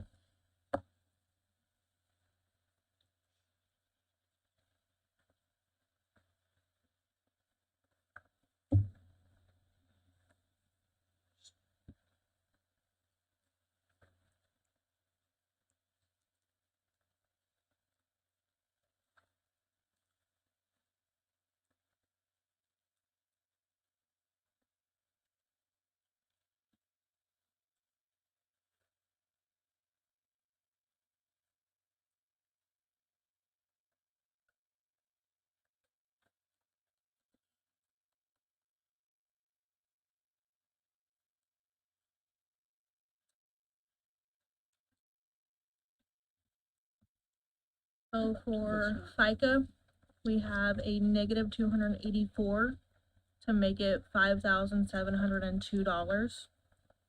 5,000 what? 702. Thank you. For perf, we have negative $415 for a total of 8,349.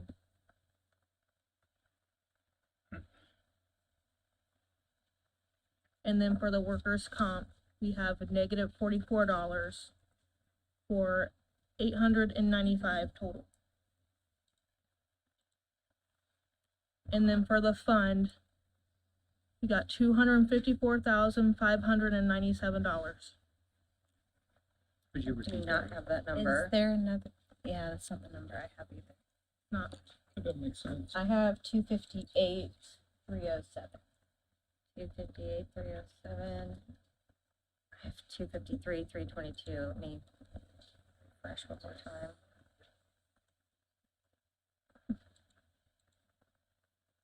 253, 332.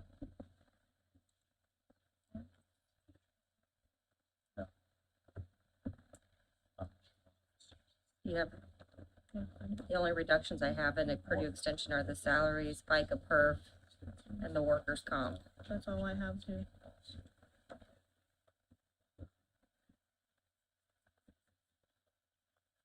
Okay. Jessica, what's your total deduction? Let's find out. I don't formulate mine that way, so stand by. 3596.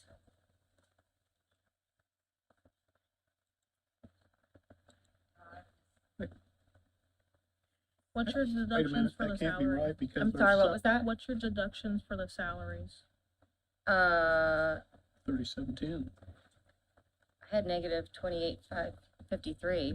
Okay, because in 2025, the office manager was 36,300. There we go. Minus 1578. Oops. Now what do you have?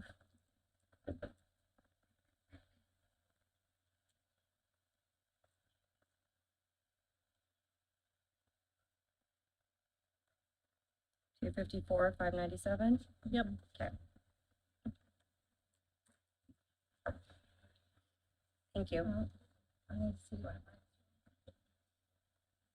All right, so do we match now? Whitney and I match. All right, well, rattle that number off one more time. So deduction grand total was negative $4,453. And then for a total of the fund, $254,597. Still missing two. I don't. That's what I got. Personally, that's what I need to hear every single time. So both things, the total deduction and, okay. Do you have the treasurer's numbers calculated already? Not yet. Is that something that we can move on, or you guys need to have eyes and ears in both places for us to talk to the assessor? Sure.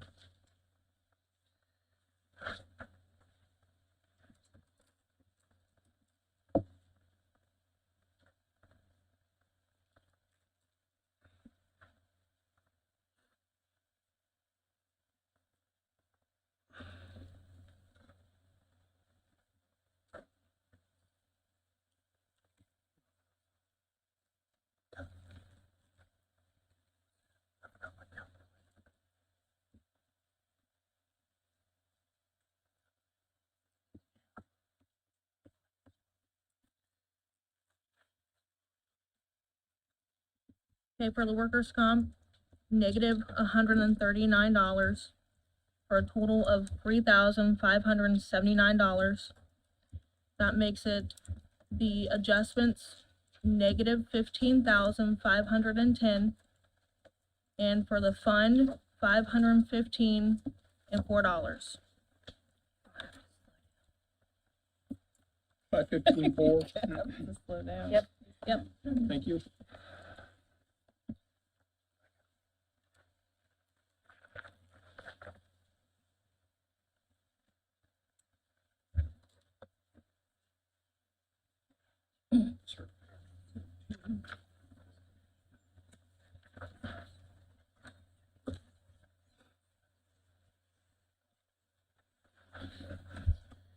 All right, is everybody up to speed on what we've adjustments wise now? Ready to move on to the assessor's budgets? Did we do all the surveyors? Yeah, we did that Yes, first. we did both of those. I think I missed out. I'll catch up. All righty, page 17. Good morning, everyone. Good morning. What shall we talk about? We'll let Elizabeth and team go ahead and start with adjusting the salaries.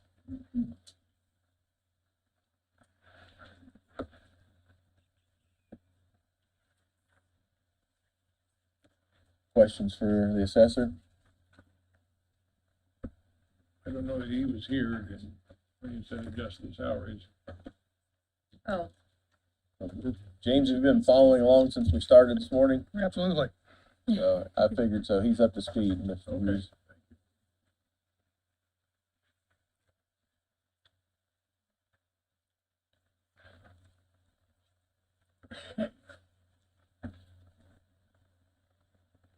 Your increases that are not related to employees. And those go back to 2025 numbers. You want to start out with the level certifications? Is that what you want to look at first, since that's an increase? Yes. Okay, we have more people getting certifications, so that's the reason for that increase. On the note of the level 2 certifications, I don't know if it helps you or not, whether this comes out of this fund or out of the reassessment fund. Would it help you to take it out of that fund and put it in the reassessment fund? I don't know. Just a suggestion. Level 2 certification in there. We've got them in both. Yeah. It all gets paid out one way or the other, so Yeah. Are they I don't both know if tax- that's a help What for about you or level not. 3? Take it out of general fund and put it in reassessment fund. Level 3 also? Yes. full amount for both of those? We're gonna put them in, I'm gonna stop everyone right there, only because I 1224. know just a little bit more from the auditor's office. When we turn to James's reassessment budget, it's already has a shortfall because a zero didn't get typed in on a number. And if that's a budget that we can't increase, we're already gonna be limited to moving things from this one to that one. These are both taxing funds. Go ahead. So things we've done in the past when these mistakes have happened, or discrepancies have happened beforehand, we've just kept a note and at the beginning of the year made those appropriations. And since this is outside of, I mean, it doesn't matter, we just make that appropriation, I think, right? Like, beginning of the year. I've already been briefed on that situation and I, Correct. well, That was an anticipating option that coming we back. discussed with Eugene, though. Okay. You talking about the postage line? Let's see here. You're talking about in the next one. It is, In the yes, postage and freight, yeah. That's supposed to be 26,000 and not 2,600.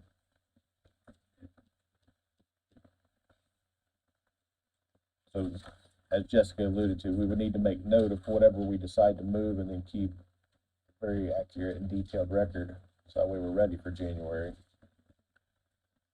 So, James, hold on one second. I think I noticed this before.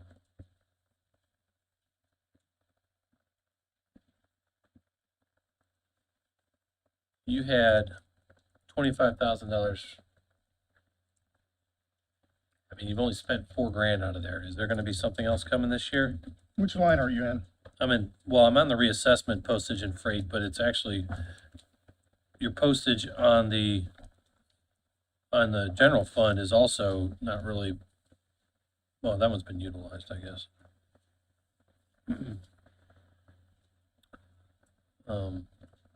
You haven't used postage and freight out of your, 134 Reassessment. reassessment, They've only used $4,000. excuse me, or the assessor. Are you looking off something there or something here?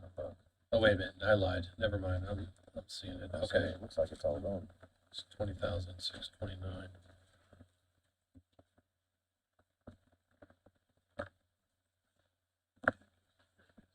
It says it's all gone, but I don't think that's accurate. Okay. Ignore me. Alright, so back to what you were saying about the level 2 and level 3 certifications. What is your desire there? Are we saying to reduce the full amounts in both of those lines and move those full amounts to the reassessment fund in 26? Does that help you do that? To do something like that? Does that help? Everything helps, yeah. Okay, all Yeah, right, as I long as it mean- comes out of the general fund. Yeah, and well, I guess, because reassessment still plays into our levy. So it's a wash. I was gonna say, I don't think it's gonna change anything. No, Is that a benefit that they get that paid for? What was that question again? Is that a benefit that your folks get that certification paid for by us? Yeah. It's, something that they put in Indiana code when they came out with the, certification levels and everything, that they get a certain amount for each certification level. And it's just one. By code, we have to pay that? Is that what you're saying? Yeah.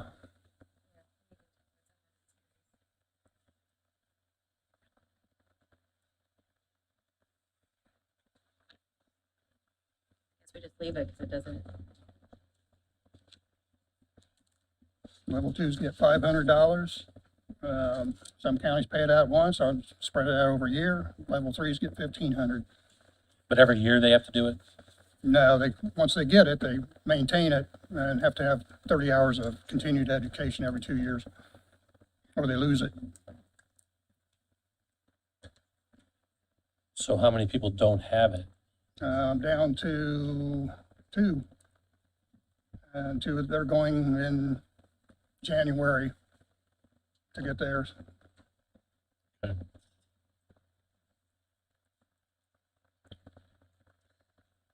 Elizabeth or Whitney, do you have the new FICA person workers' comp numbers yet?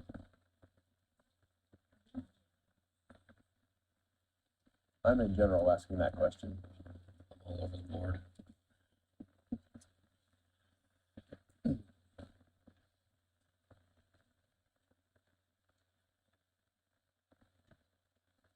Reassessment is going to be a little more difficult.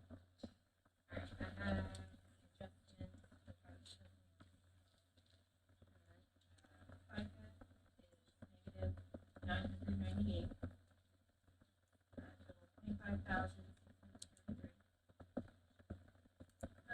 Is negative 1,460.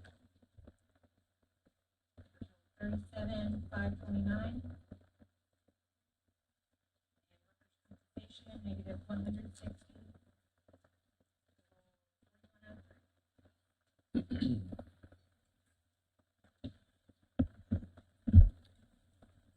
For that total amount of adjustments, it's negative $15,659.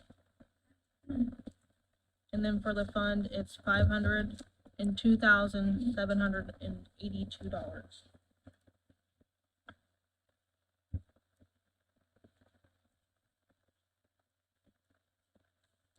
I think we'll put office supplies, 211 back to 2,000, same as this year. James, that was a question for you Okay. from Mr. Hughes. put the office supplies back to 2,000, what you had this year. Yeah, that was just anticipation, and you can do whatever you want. I don't think $100 is gonna bust us up, so yes, please. Hey, James, I noticed in your, bumping ahead to the reassessment, supplies and that one still remaining balance of $1,500 approximately. And this one's still remaining balance of about $1,600. Got more than $100. Yeah, I can go ahead and do that too. If we cut 15. Brad, you've always told me that you're open every month up here, so if something happens, I can come up. We cut 1,500 out of office supplies on the assessor one, would that be appropriate? So what, you talking about cutting the 1,500 out? 1,500. No, you can return it back to, I put 1,500 in there, didn't I? I didn't bump that one up. No, because I have to print out so much paper That's fine. What do you think? to cut it. Yeah. I don't think you can cut that line item. I got to print 15,000 records every year and just for reassessment purposes. I mean, I'm sorry, in the county assessor line, in the Oh. county assessor. Which budget are you in? Yeah, I'm in the county assessor still. Okay, I was just comparing it to the other one. okay.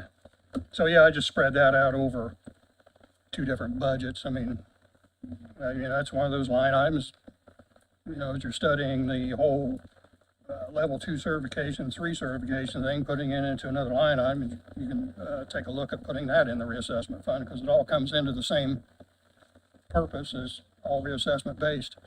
You can take a look at that. I don't know if it's a benefit, yet to be determined, but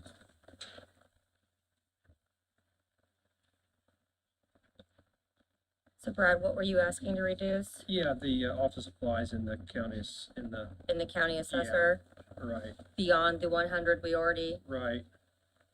There's still 1,600 remaining in the so account. you were wanting to reduce that by, until I have another large paper order, Yeah.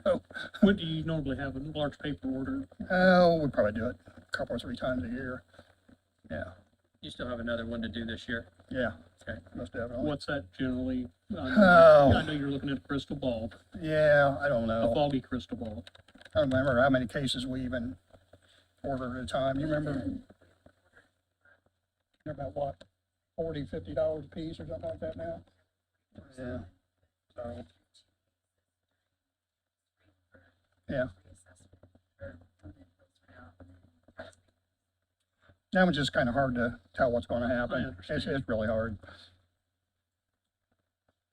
I'm gonna beat, Councilman Whitehead, to the punch here. You have, 3 people, personal mobile home associates. Do you need 3? Actually, that's just 2. That's just a line item that probably needs to be changed. Clarify that, please. We've done some cross-training and everything. Job descriptions have changed. Those line items have been the same for forever. I don't have 3 people in mobile home and personal property. I only have 2.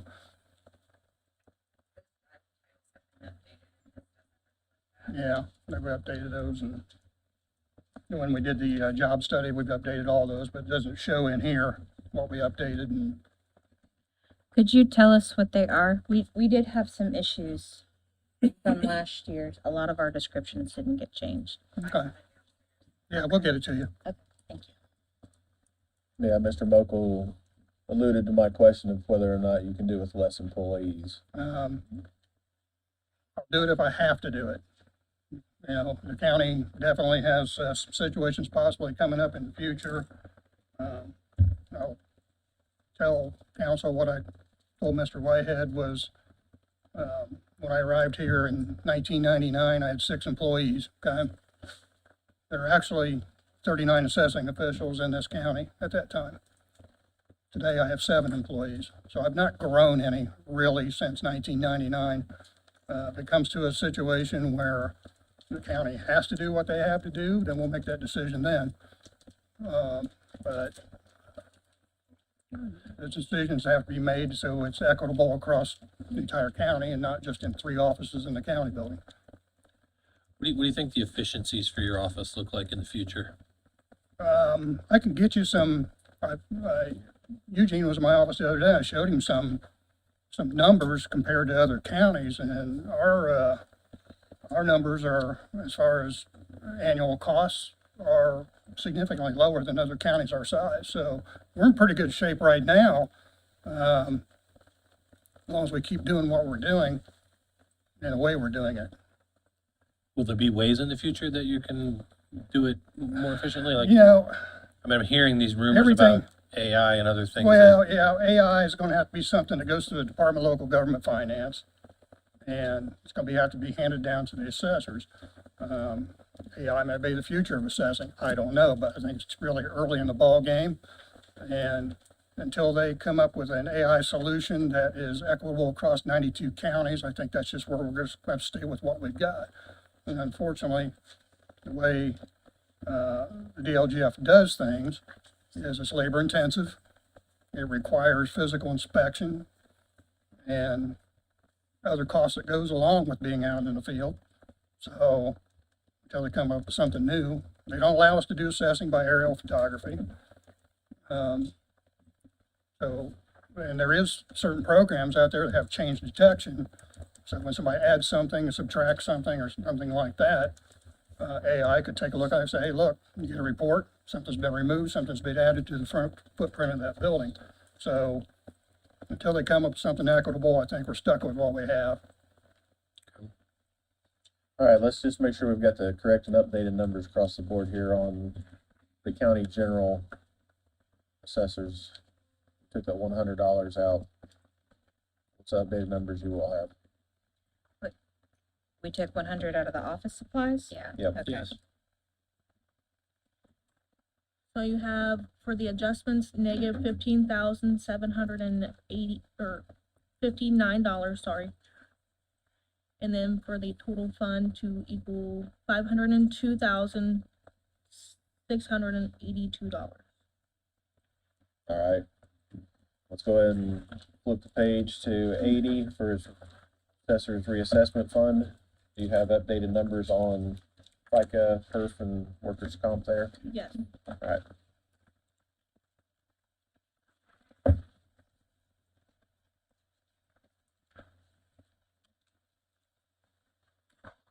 So for the adjustments, you have negative $1,744 for the fund to equal $559,975. Wait, let's go back to the top. So we reduced salary and wages, Yes. $14.52. Sorry, I forgot that That's part. okay. And then what's the FICA? FICA is negative $111 Okay. to equal out $3,175. And then perf is negative $163 for a total of $4,200. And then the workers' comp, negative 18 for 450.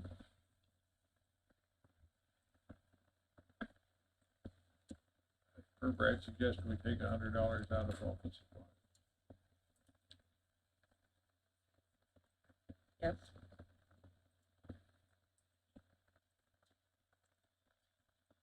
And just to make sure everyone on council heard, this is where the zero didn't get added on line 322 postage and freight. That should be 26,000, not 2,600. Now, we can't add that full amount because we have a posted number that we can't go beyond. I wanted everyone to be aware of that. So see you at the beginning of the year sometime for that. Yes, sir. I don't really need it until April, so I'll see you sometime before that. We could make it 2,700 since we reduced that 100. Or do nothing. I mean, you could add all of those ones you just took off there and keep it the same, and just, you've got to keep a number at the end. That's fine. We'll keep it 26. And I'm keeping a spreadsheet to track anything that we would have to appropriate in January. If I may, it was brought up to, we talked with James and Sherry the other day, And I did also give them the suggestion that they could like reduce their contractual services and put it in, the needed line or wait for appropriation. And I think they preferred to wait for appropriation Yeah. because they Since I felt don't- like they yeah. were asking for every bit of what they needed in that contractual line. Yeah, I don't need it till April anyway, so I can come back up.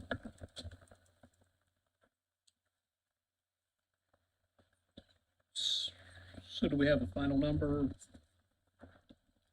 Yes.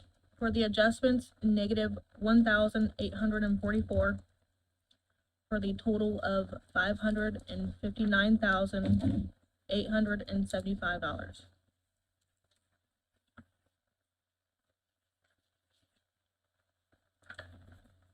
Tell me again what's in your contractual services, line 311 for the difference of the 23,000, please. Okay, so we're at 75% of our reassessment for this cycle. So it ends mid-year next year. So we have to start looking at contractual services again for the next reassessment cycle. So the LGF gives us a timeline when we have to start looking at those sort of things. And I believe by next March, we have to have somebody signed to do all that sort of thing. So I'm anticipating an increase since some contractors are allowed to change on an annual basis. When it comes to reassessment contracts, they are not allowed to change on an annual basis. They're stuck with what they have for 4 years. So I'm anticipating an increase in that regard. So that's what that's in anticipation of. James, is the contractual services, is it broken down between residential and commercial, industrial?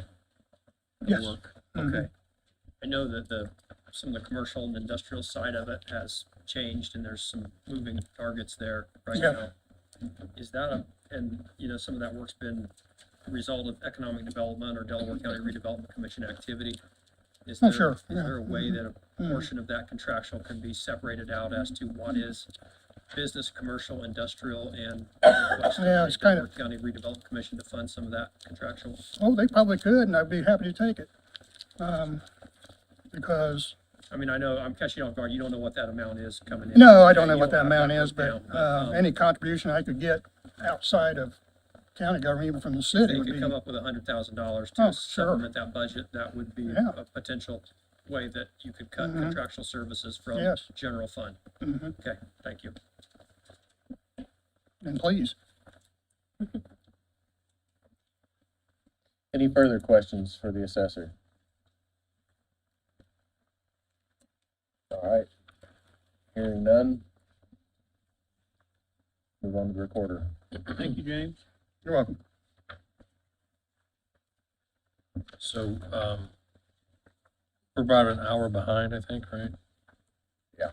So for the Visitors Bureau, I mean, do we want to make a cutoff prior to lunch now or try to give everybody an idea of when that might be? So, I have no problem with that. I mean, Visitors Bureau, Fair Board, and I mean, even though I don't think the airport authority is going to be here from what I yeah. try to make sure we get those budgets in front of us before we break for lunch. Yeah. So we may do a little rearranging on the go here. Shoot for getting through the Fair Board. I'm in agreement with that. That would put us at noon. Well, I mean, that assumes we're gonna get through these. I mean, we got Gavin still, so. He didn't hear me. Those two move pretty quick. So. All right, well, Might want to squeeze in the airport too. yeah, we can, Did yeah. you get the email from them? Yeah, that's not gonna take a half hour. Right, and they're not going to be here, so that's. I was asking. All their For stuff those watching at home. funded in. There you go. All right, questions for the recorder. Good morning. Morning. Deputy 03. You know that feeling where you cram for a test and you think you're ready, but you're like, I'm gonna fail. We felt like that all morning. Never fail. Yes. You got in here for a new deputy? That's a position that we put in county general and perpetuation every year, and then the council decides which budget it's going to be paid out of. And you know the answer. I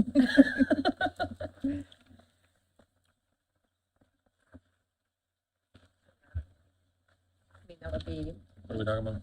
a recorder. She puts that one person in every year and then we keep it in her perpetuation fund. So if we, I'm in agreement with that. yeah,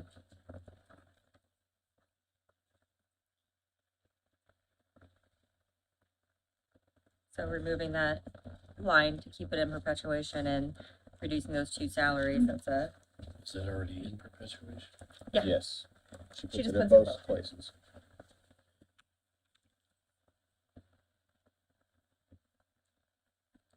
Any other questions for the reporter on this current Okay, what is the deputy, 103? Deputy 03, That's what we're taking That's out. what it's being removed. take it out. Yeah, okay, because it's also in her perpetuation fund. Okay. Yeah. So then that will also take out the health insurance Oh, that will reduce because that. Paul and I don't take the health Oh, insurance. okay. You say health insurance would be 0? Correct. That will also reduce the vision and the dental. Vision and dental. Okay.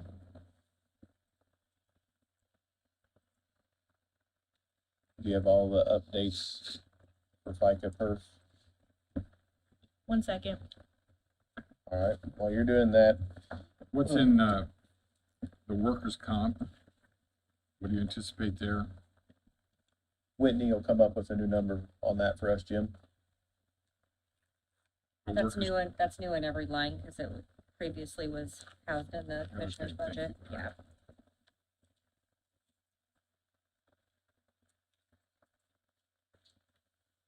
Can any of your 200 and 300 items be moved to your other funds?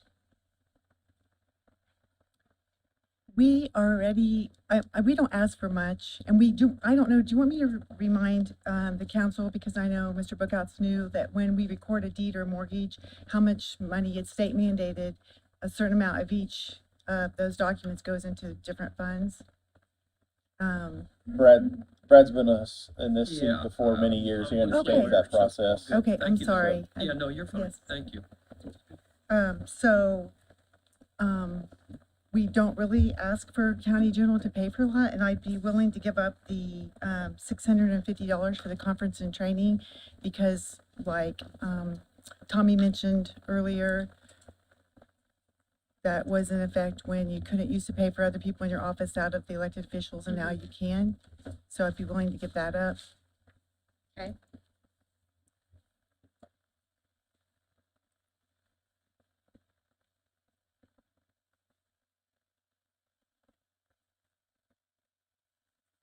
What does your office supply line pay for? Paper, normal office stuff, paper clips, supplies that, we use, folders, hanging folders, labels, because we do a lot of labels for our recorded documents. We print labels out for those and then return labels. I mean, that goes along with my question of whether or not those office supplies, some or all of that can be put in the perpetuation fund, because it has no line for office supplies in there. I assume you use at least some office supplies for perpetuation. We do, but the perpetuation fund too is to preserve those records, the preservation of the records. So, I mean, if I have to, I can. Like I said, we don't ask for county general to do much, and we do contribute a lot to county general every year, with our collections, our fees.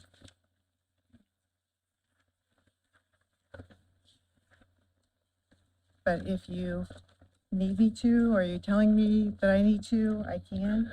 But just last year, we did put, $221,932 into county general, and we pay our salaries out of perpetuation for all of our deputies already.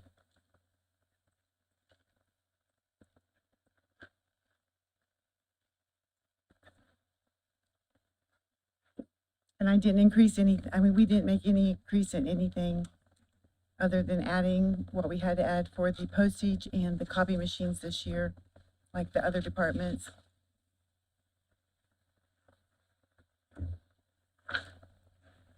And the rental lease equipment, that's the copiers. Yes. Which we own our copiers, but those were the fees that we were given from the breakdown when that switch was made for the maintenance. Thank you.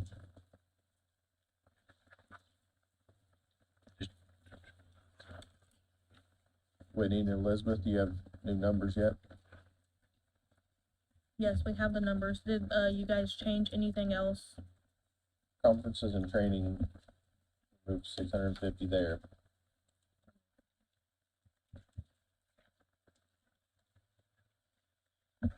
Before you start, I have one more question for Jen. With the perpetuation, do you make copies for any of the processes there for perpetuation? Do we make copies? Yeah, copies. We do make copies in our office, and they get charged $1 per page for the copies, and that goes into perpetuation. So, I mean, for what you're doing in record perpetuation. The You actual make act copies of there. I'm perpetuating. trying to figure out if part of that copier lease can be moved to perpetuation also. That's what I'm trying to. Like, are you physically printing anything in the Right. act of perpetuating documents? I'm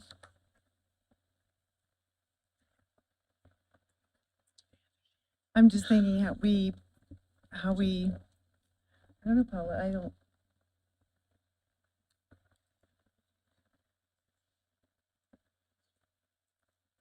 But that's not really like we're preserving. So it sounds like no. Okay, that's why like I said, I'm trying to figure out Yeah. anything that can be moved that's legitimately something that's used in perpetuation. All right, Whitney, please.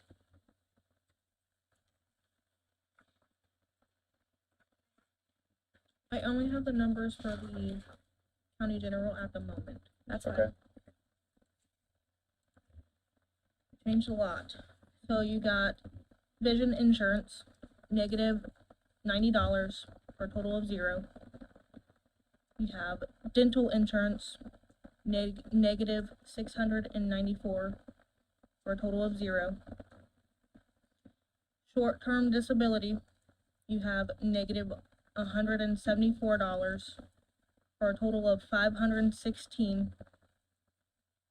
Said 174. Yes. Okay, sorry. Okay. FICA, negative 3,220 for a total of 8,508.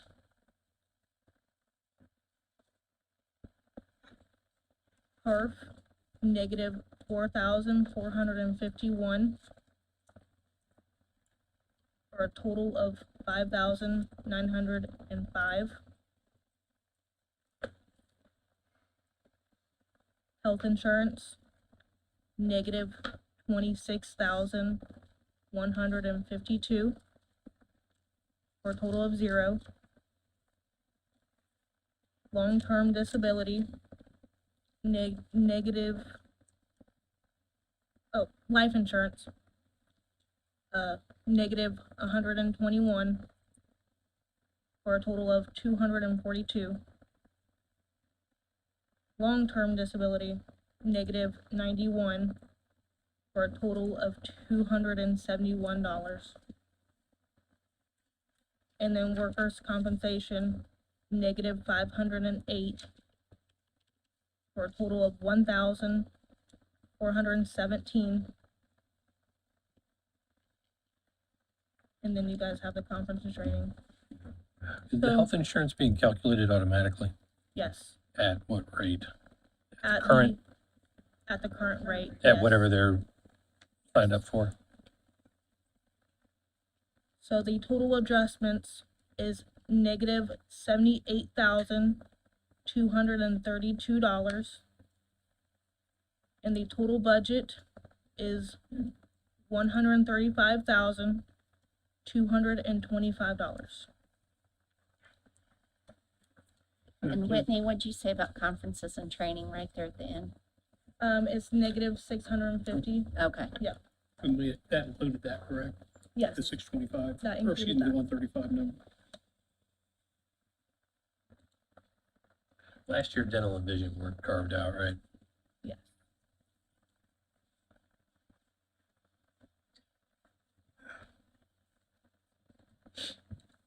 Further questions for the recorder in the general fund?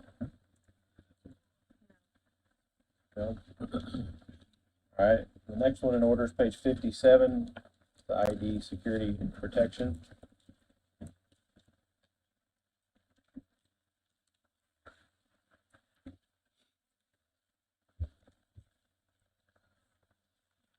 What are the professional services here, Jan? It is to purchase, implement, upgrade equipment to help with the redacting technology, to make sure that social security numbers, or there are laws that are in the making for privacy shielding and redacting, so that we have that money available to make sure we have the technology to do that. Any questions for Jan on that particular budget? How does the money get in there? What's the revenue source for that? It comes from when we record our documents. After I got a balance and I know.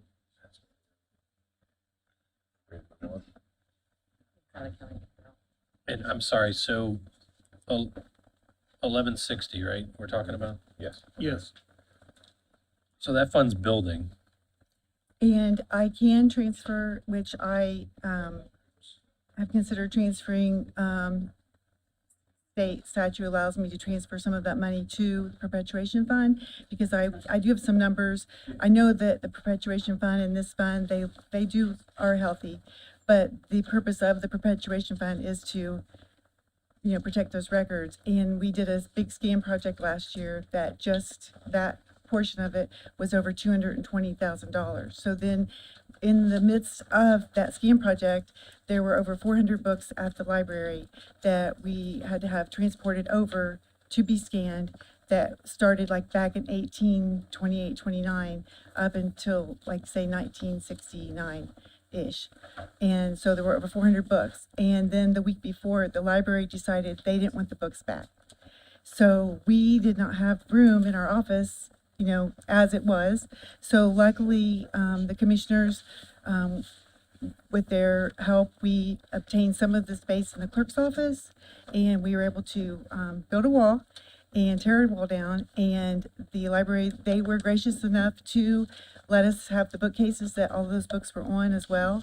So if, I always invite any of you to come visit our office, and I think Eugene can testify the importance of the history in having those records preserved, because we were a big part of him proving the title of his dad's land and getting his Hoosier homestead. There is no doubt it's important. Yes. I definitely wasn't So, questioning that. Anyway, and so my point was, there were over 400 books. Half of them are in very bad condition. And so in order to preserve that history, to get one book repaired, because they're literally, some of them are falling apart, one book can be around $4,800 to $5,000. So if you To get scanned or whatever. to Preserve.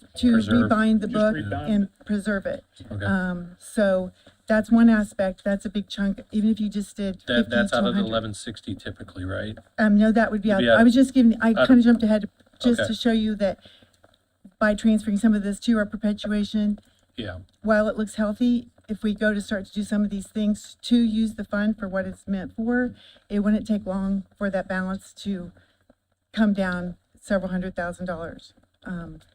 If we repair some of those books, if we, because we did in the scan project, there were over 200,000 images scanned in. So now they're in a back index group, but they won't be visible to the public until we get that information indexed. So just to kind of keep that in mind as we progress. Yeah, I totally get that. It's just that the perpetuation, even particularly, like, you're using money, but you're keeping that balance. But we did use some last year, and I am planning on like I said, repairing some of the books. And we can Okay. talk if you want when we get to that fund and about the indexing cost as well. Okay, I guess that's the clarity when we talk about moving something from anything we can into that perpetuation. The copy machine, sure, it's used in both, potentially. Whatever, like, there's healthy balance in there that even, if possible, if allowed, could go in there. That's what I'm driving at. Like, the rental lease is a big one. Office supplies, like, if we can shift that out, I mean, And I understand that, but again, I feel like I already paid for 3 of my salaries out of perpetuation. And I but don't, you have $1 million in there too. but I just gave examples, Matt, of it wouldn't take long to, Yeah, you know, I understand. So to- that's the balance we're trying to and, do. and I feel like we have always been very low maintenance and has not been needy. I don't disagree. All right, I think we've covered the ID security protection budget. Next one is page 72, that's the perpetuation fund. Wendy and Elizabeth, do you have new numbers on FICA and perf workers' comp there? Rattle those off, please. So we have FICA negative 701 for a total of $9,463. For perf, we have negative $488 for a total of $12,712. And then workers' comp negative 110 for a total of $1,485. I guess, my question real quick on that is, did you take just the 3 deputies or did you take the part-time back as well? I took part-time back as well. Okay. Jan, are you asking to keep that part-time as high, and if so, why? I did raise that because of that project we did. The part-time money has been budgeted for as long as I can remember since I've been in the recorder's office. But while I've been there, it never was utilized. But since we did do that second scan project, and we're still back indexing the first scan project that was done, and that's what the girls do when we're not doing e-recordings or walk-ins, day forward work, then we get in and back index to make those records so they are public, able to view, the public can view them. And so by starting to utilize that part-time person to designate that person just to back index, it's really made a difference in the consistency and the amount of images that are being back indexed. And so I just really would like to, because I can utilize our part-time for that and raise it a little bit, and that would help offset because I am looking at, our software company does have a program where they will help with that back indexing. And so with that, the cost of that can be anywhere from $1 to $3 an image.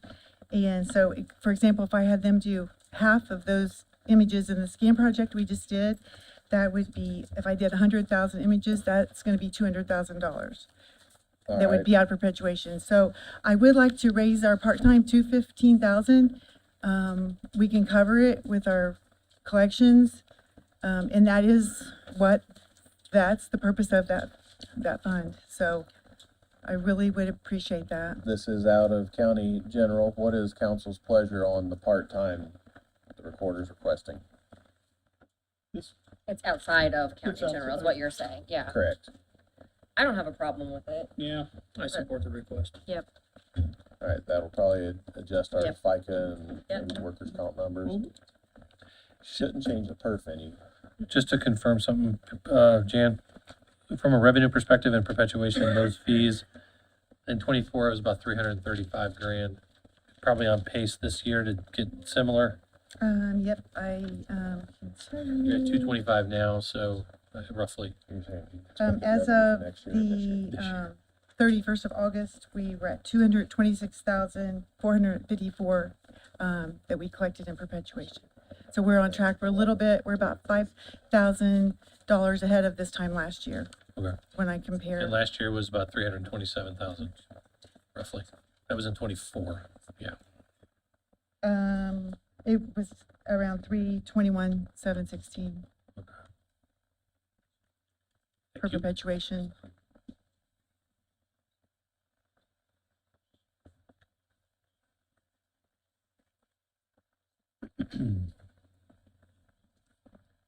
Elizabeth Whitney, do you have new numbers yet? Any other questions for the recorders? No, because I don't want to beat her up, but. And I really do appreciate you, taking Well, into I just- consideration I the just- part-time money. I'm using yours as an example, but it's pertinent to everything, All so. right, Whitney has new numbers for us. Ready? The FICA changed negative $333 for a total of $9,831. And then workers' comp changed negative $53 for a total of $1,542. So for the total adjustments. Wait, hold on just a sec. Can we start from the top again? So what's the actual reduction in salary and wages? You got the deduction for salary and wages, negative $4,356. 4,000, what was it again for? $4,356. And then FICA, FICA, you want the adjustment or the actual number? what we subtracted. Okay, negative $333. Okay, and then what was the perf? Negative 488. Okay, so that didn't change. And then workers' comp, you said negative 110? Negative 53. 53, sorry. You're fine. New total? For total adjustments, negative $5,177. The total budget, $305,067. Wait a second. Said 305,067, Yes. Can't and be, then, can't be, yeah. That's what I have. Well, the, started out with 308, you take away 5177, has to be 303 something. I was just, based off our book, it ends in a 7, we're taking off 7, it's gotta end in a 0. I got the same number they did. Did you take off any salaries as well? I'm just from what, two numbers Whitney gave, the Just from reductions is 5,177, correct? Mhm. And the requested budget number is 310,297. Mm-hmm. 310. No, that something's Oh, wrong I there know, on that final budget. Look at the 26 requested. Also, look at the column on the requested. I did ask when our books came out, I went down and talked to Elizabeth or Whitney, because They don't that amount at the cross bottom is not correct. They said that when they did the formula, it didn't drag the 1595 on the last. Yes, the formula Number. for that 2006 requested is wrong in the book, but it is right for the final. What's the request? That should be the 310,297. The formula just lost that last, okay. that last line. Yes. And we're still back to Eugene's point that when you subtract 770, you ought to end up with a 0. I'm getting the same number they are. Me too. Did you get, yeah, please. Oh, that's not what I got. Can we go over these? Can I just read off what I think you said? You said negative $4,356 on salaries. Is that correct? Yes. Okay. FICA, negative $333. Yep. PERF, negative $488. Yep. And workers' comp, negative $53. Yes. Well, I get $5,230. Correct. Yeah. Okay, that differed from 5,177 that she had read off to me, so I needed to confirm that. Okay. Yeah, because I got that same number as you, Tanya, but I also got the same final number as them. I know what happened. I got it. Okay. You know how we had that problem with the formula? Uh-huh. It is also that way on this adjusted amount.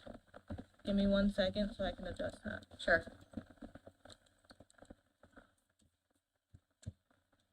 Okay. The adjustment amount is negative $5,230.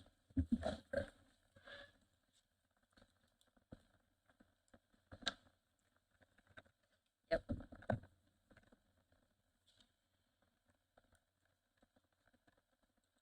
Then we get the 305,067.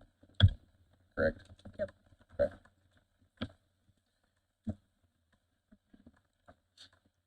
Any more questions on the perpetuation fund with the recorder? If not, moving on to the elected officials training fund.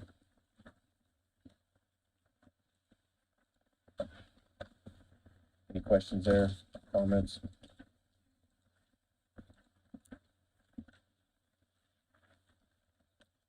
And can I just say one thing about the training fund, about how it is so nice that those resources are available for the different elected officials to go to the trainings and the conferences.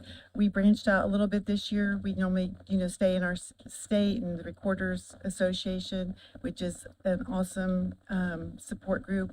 But we went to a property records industry conference, and just to go, we hear and about the property fraud alert in particular, and how it can happen. You don't think it can happen, but recently it did happen here in our county, and I just because of what we heard and were exposed to there, and then working so closely with our sheriff's department. Officer Skinner was out of town, but Chief Deputy Stanley, the prosecutor's office, it happened on a Friday, and by Wednesday, that person had been arrested. So just a big shout out to all the departments, the auditor's department, everybody working together. Just so it is important that we can go to these trainings and conferences.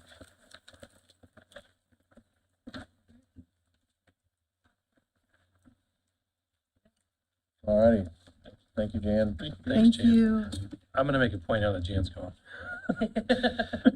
Which is about the perpetuation fund of hers, but it's in general, which is if expected revenues on an account like that is 335,000, her requested amount is roughly the 308. But she has other things that need to be addressed, or anybody like that. Like, we should be budgeting what we know as best we can, right? So that's why the push, in some respects, is because those funds have revenue sources that are not fixed, but they're predictable, seemingly, somewhat predictable. So again, all of our budgets are wrong by nature, but we're trying to make it, and anything we can do to clear the one we can't control, seemingly, the better we are. That's the push. So just wanted to clarify that. All right, well, thank you, Matt. Moving on to the Planning Commission, page 31. Good morning, Kylene Swackhammer, Planning Commission.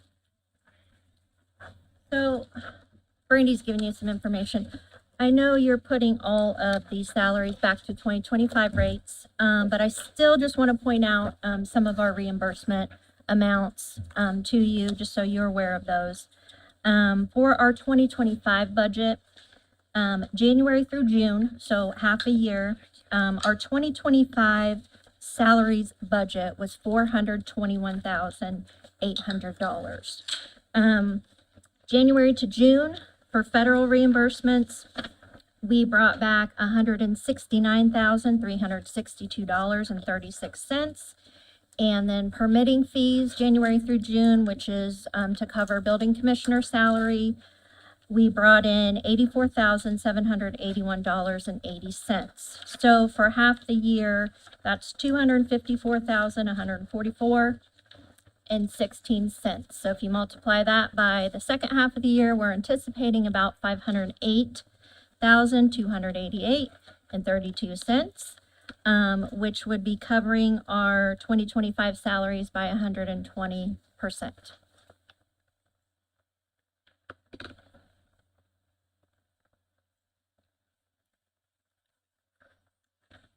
The reason we can cover over 100% is because the formula that we use through federal reimbursement allows for a little bit of those fringe benefits to be included, along with like housekeeping expenses, since we are in with the county and we don't pay our own rent, phone bill, utilities, things like that. We can also claim a portion of those. And then Commissioner Brand did mention to you guys earlier in the week, but the mayor has agreed to put in $25,000 for the next 2 years, so a total of $50,000 for the Plan Commission Executive Director salary. I know 3 you- years, 25 and 26, or 26 and 27? 26 and 27. 2 years. Yeah, making sure. Does that come in like a stipend? What was the question exactly? So that money that's gonna come in from the city doesn't come in and it's gonna be. With the bill. Right? We have to bill the city for that, right?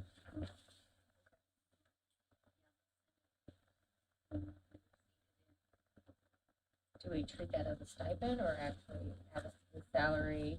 Because if the city were to say we are no longer going to contribute, are we gonna be able to pick up that difference?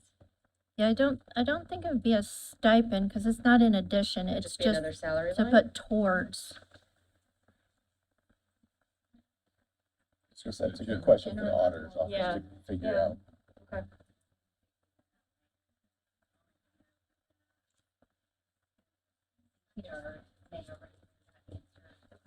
Don't we currently have an interlocal agreement with No. No.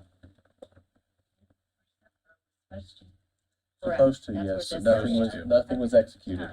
So Well, that's, I remember that. council and commissioners are going to follow up continuously until we get an executed contract. Yes, I believe the commissioners And then make sure that we bill them. did something at their last meeting to do their Okay. portion of the contract. And while I appreciate the mayor's opportunity to do that for us, I think it was last year, you had provided us data showing how much happens within the city versus the county. I know the mayor's argument is the city's in the county. It's true. However, you know, our portion of the tax bill goes to your office. Yeah, in our office, I mean, we're county employees, but we are the Delaware Muncie Metropolitan Planning Commission. So the MPO, which we are designated as the MPO, is for the urbanized area of Muncie and Delaware County.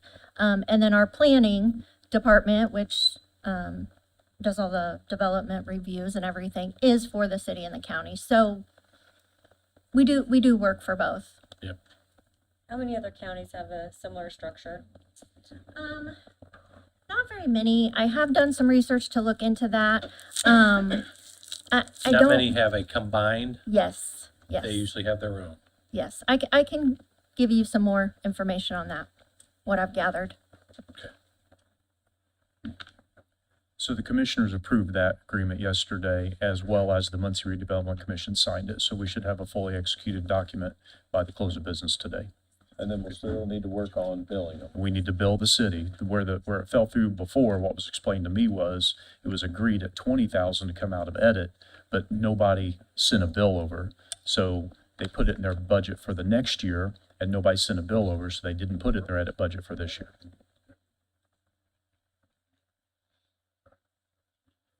Thank you.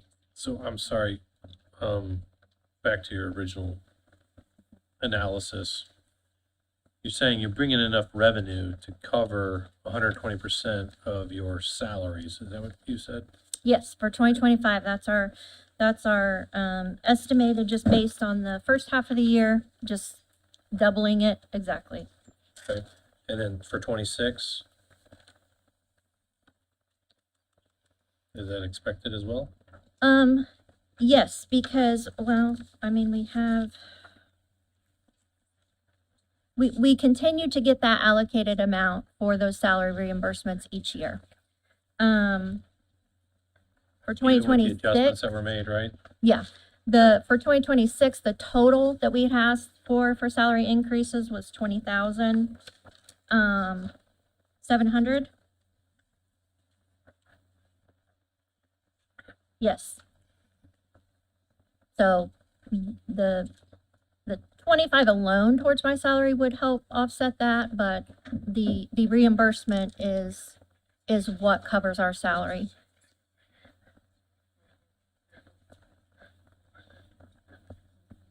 And we have provided you with some of the numbers that we've gotten in reimbursements in the past, so you can kind of see that trend as well. I mean, Colleen is making an argument for her requested salary increases. I mean, any department that brings in money could do the same. Some departments do not have that ability to bring in revenue. It's the way that the system is set up. I mean, I am in favor of continuing what we've done all along, which is coming back to the 25 budgets, because there's simply not money there for raises. If at the end we get all done and there's money there, we'll look into raises. But right now, I think our bigger priority is going to be where we're going to cut, and whether that's employees, services, or just where we're at. So I'm recommending, unless council says otherwise, that Elizabeth and Whitney work on going back to the 25 number so we can have updated FICA perp from workers' comp. We've made every other cut, so even though they're exceeding. Hearing no opposition, then Whitney and Elizabeth team keep on working on that. Are there other questions for Kylie? Comments? I have a question, if that's okay. I just wondered, I'm just making notes on this interlocal agreement. What salary line was it gonna go towards the money that's gonna be coming in? Is it going towards just one specific salary line? Yes, so it's the executive director, it is 101. Okay, that's the one I thought it was, but I want to make sure. Thank you. And so also in our other operating expenses that we adjusted, we are okay with moving all those back to the 2025 numbers. It's about 7 or 8 different lines, but it totaled $615. Can we go through those lines? Sure. Thank you. Need to make sure that Whitney and Elizabeth are ready to hear these. Are you ready? All right. Okay, we're ready. Okay, 211 is office supplies. So that can go back to 2,500.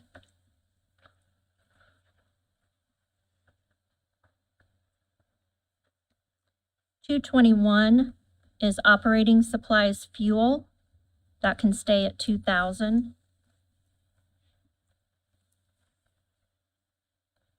$310 is professional services. What does that pay for? Professional services is for any, it's the building commissioner uses this for any safety concerns, if he has to board up a home, equipment for safety reasons, if he has to Hire somebody to do pay it, to you mean? mow, something like that. And usually liens are placed if things like that have to happen, but it's not always a guarantee of when that's going to come back. Professional services, that's the one we just did, right? Yep. We would be okay with even taking that down to 2,000. So that would remove an extra 500.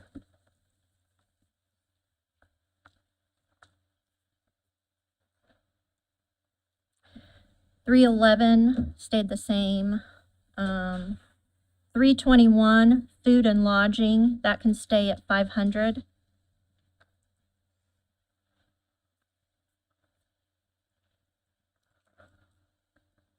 $322, that's our postage, so that is just an estimate. Our postage was always in with the commissioners, so we just kind of had to guess at that one. So on this postage, this isn't relevant, well, it's relevant, but not exactly. So in 2025, our postage line items were $214,550.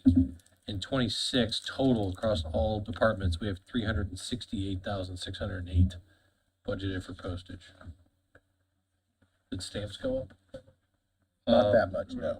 That's about $152,000. Yeah, and we weren't really given any numbers on like previously, I know. so we kind of It's- just, I how totally many get do we that. I send think- out? Building commissioner has to do a lot of certified letters, so unfortunately, I think is somebody Steven still earlier here? Yeah, said he's those here. are like $8. Steven. Commissioner Brand, can I ask you a question?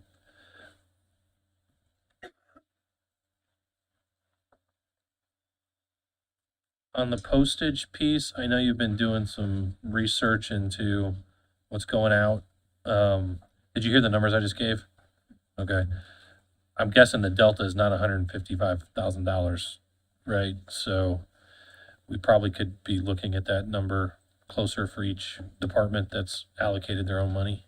Yeah, and we have a couple of options there. I know that maybe the law requires us to send certified letters, which the United States Postal Service is one of the most disappointing organizations in our federal government right now. We don't get stuff back from them. So we're really struggling with a lot of certified letters. We have an option to send a priority mail for less money. That's one thing we're looking at. So where the state law doesn't require us to send a certified letter, we would send a priority letter, and that gets there in a couple of days, which is something that we would like to see. Also, we're doing business with a company called Midwest Presort that could potentially take over all of our mailing operations. That's another thing. I just haven't had time to get to it yet, but I do believe that there are some significant opportunities in the cost of our postage. Thank you. And maybe there's an opportunity when we get After through the end, everything and yes. just reduce all of the postage by a certain percentage and do the best we can for next year. Sounds like a third based off those Yeah. numbers at least, so. Thank you. Steve. Yeah, and that's on that list that I provided you Yes. guys too. Thank you. You were on 323, or we were ready for 323? Yeah, 323 transportation, that can stay at 500. 330 legal publications, that could stay at 2,000.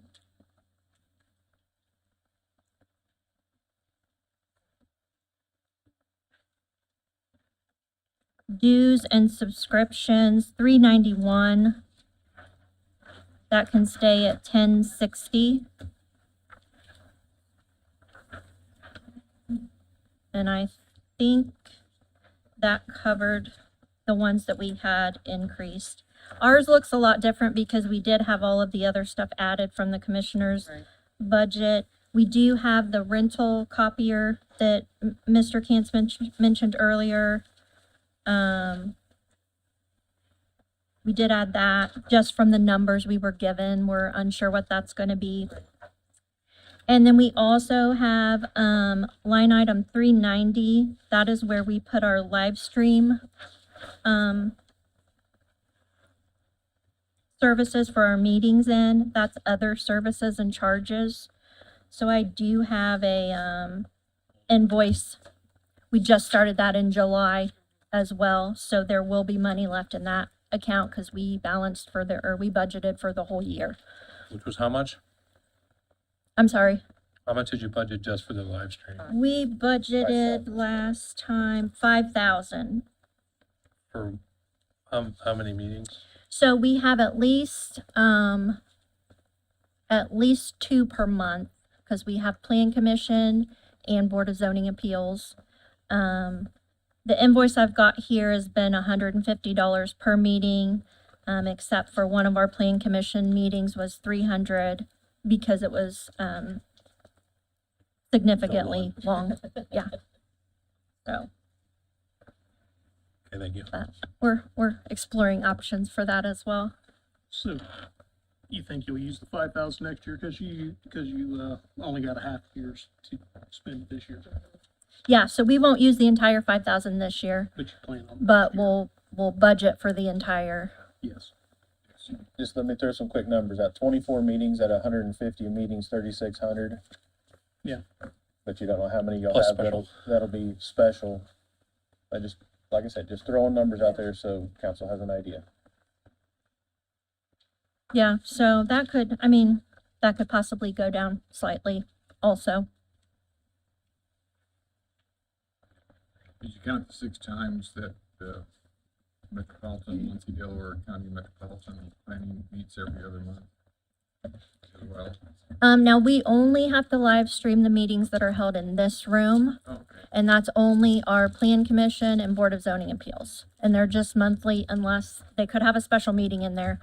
So I think we've had 2 special meetings this year, maybe. I mean, if that held true to next year, you can knock $500 off there and still have room. So I'd recommend knocking $500 off that one. If that's Yeah. The video. the 390 line from 5,000 to 4,500. Good Yep, with that. that's fine.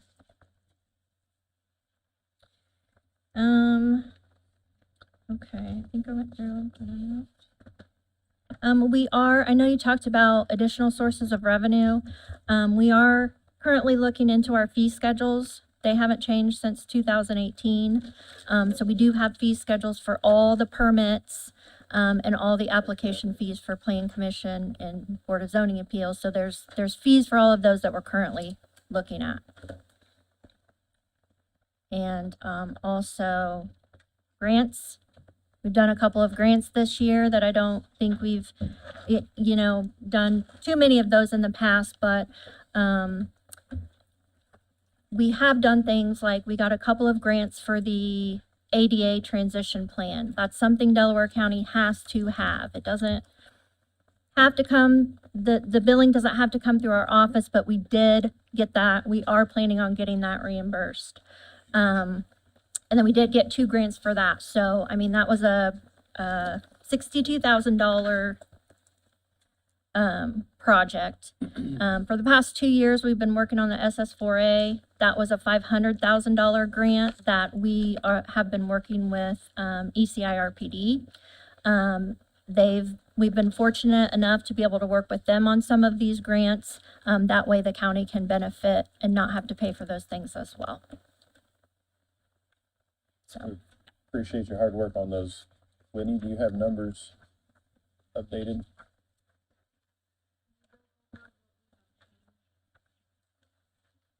Yeah. Go right ahead. Yeah.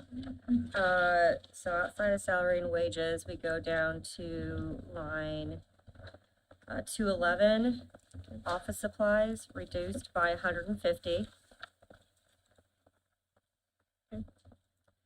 Then line 221 reduced by 100 for operating supplies fuel. 310 professional services reduced by 650.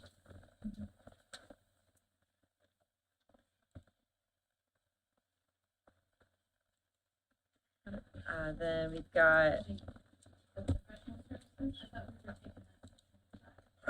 2,000. We reduced it further. Yeah, 2,500 was the 2025 budget, but we could go down to 2,000. Line 321, food and lodging reduced by $25. Transportation 323 reduced by $25. 330, legal publications reduced by 100. 390, other services and charges reduced by 500. 391, dues and subscriptions reduced by 40. And just so everybody's clear on, what did you do on line 220, operating supplies? I guess Kylene, I was asking you that on line 220, please. She reduced it to about, or 500 already. Oh, we did? I just want to make sure She did. which year we're gonna take. That way everybody's clear. Oh, that went down. I gotcha. Yeah, that can be 1,000. Thank you very much. Thank you, Jessica. Office supplies is a grand total of 1,000.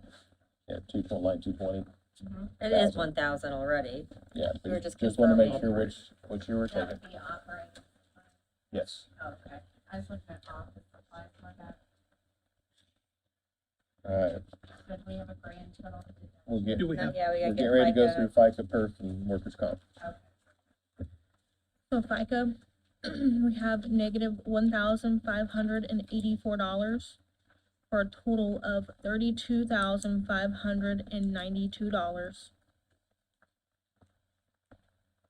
For perf, we have negative $2,766 for a total of $42,733. For workers' comp, we have negative 248 for a total of 5,113. For the total amount of adjustments, we have negative $26,888.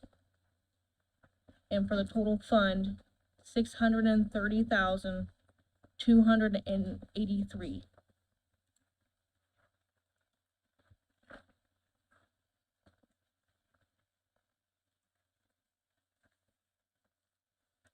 Further comments or questions? Eileen, thank you. Really Thank appreciate you. your hard work. All right, moving on. Coroner. Mr. Green?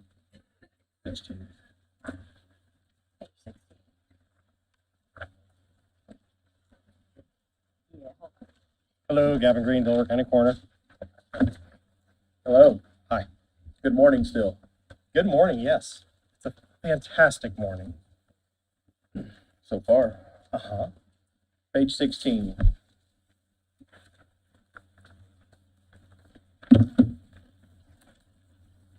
Councilman Cant, just to let you know, you asked me 2 weeks ago what the numbers look like from a year ago to the numbers I gave you last week or 2 weeks ago.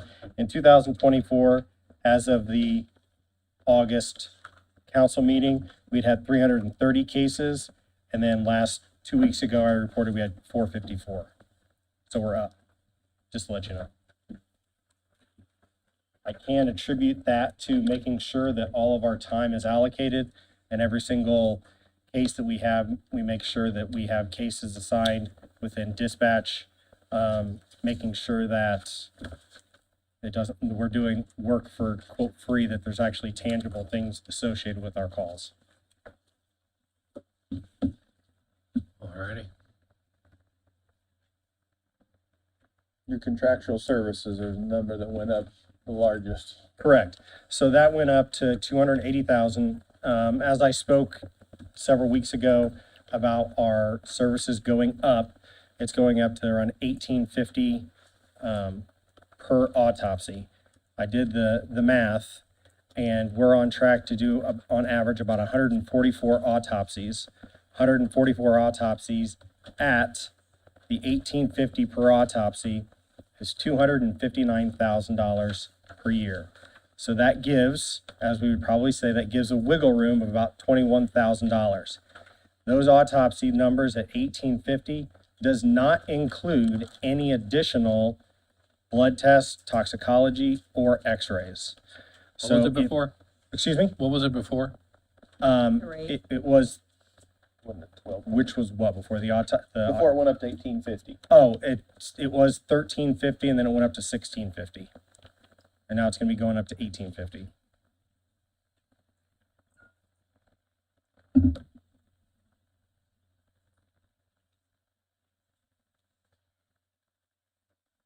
And if I asked this before, forgive me, I'm gonna ask it again. Is that something that you can go to multiple places to do an autopsy, or you?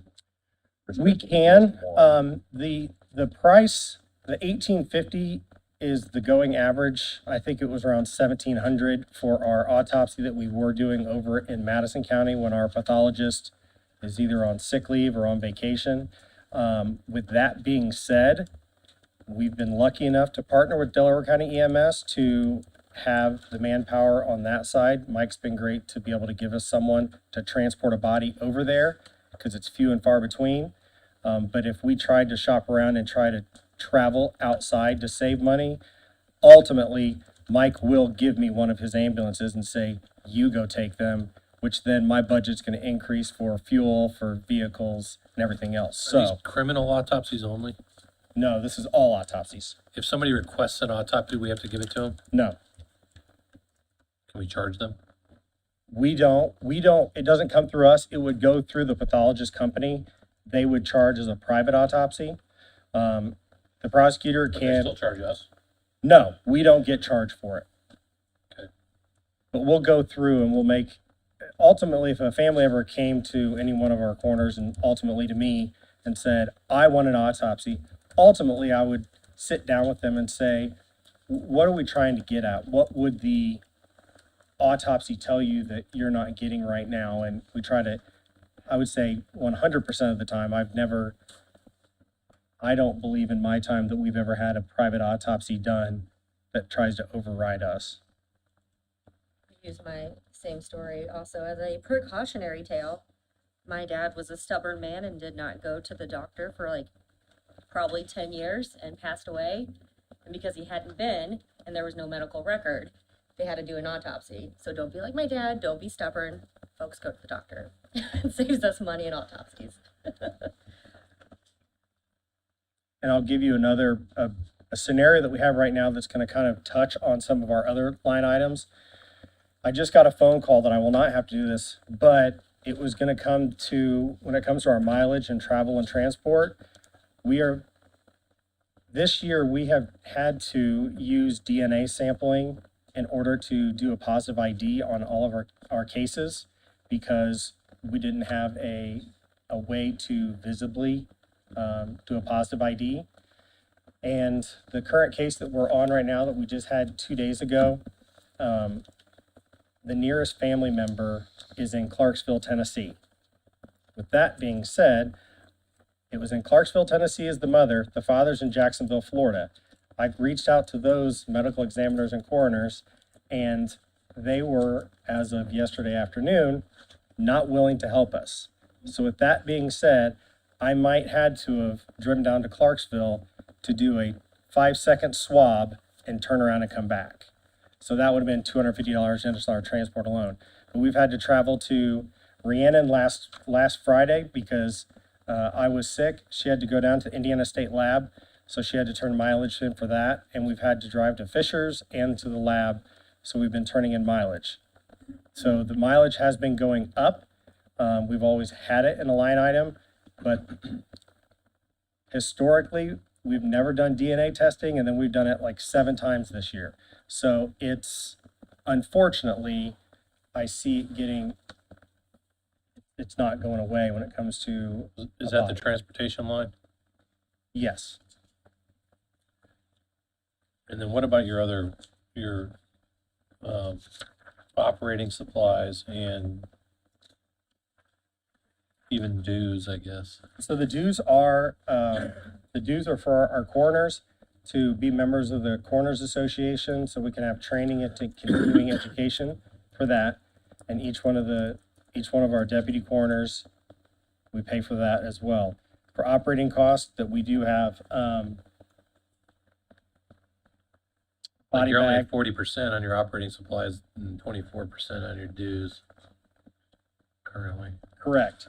So we because And transportation. we can't really project our autopsies and we don't like to come back, we will over project on that. But statistically, if you look at the math, it evens out. Last year, we gave back a good chunk of money, but then we will ultimately say, okay, normally around October, November, hey, because December with the bills coming in, so we don't have to have an encumbrance, we'll normally push everything over to January. So we will make sure that all of our supplies are normally purchased for the following year at the end of this year. So we're always almost kind of a little bit falling behind, making sure, we always want to make sure that our autopsies are taken care of. And then when it comes to our office supplies and any other supplies, we purchase body bags. I talked about this last year. It's just a small gesture that we will purchase body bags for all of the agencies that do transport for us. It's a fantastic partnership with all of our agencies around the county that transport for us. and that is a very small, it's gonna be around $10,000 for additional body bags that we distribute to Gaston, to Liberty Perry, to Salem, Delaware County EMS, Muncie Fire. Cheaper than an ambulance. It's cheaper than ambulance. Madison County contracts with a transport company that will go and transport. But those transport companies are not certified legally for anything. So if something were to happen when it comes to transporting, they're not gonna be covered.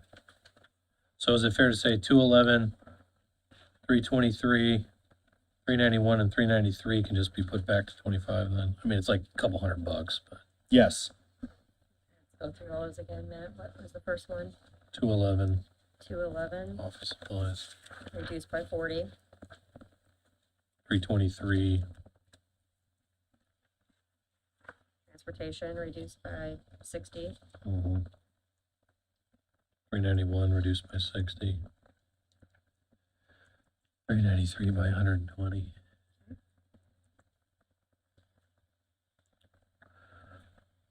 Okay, thanks. Line 324, communication.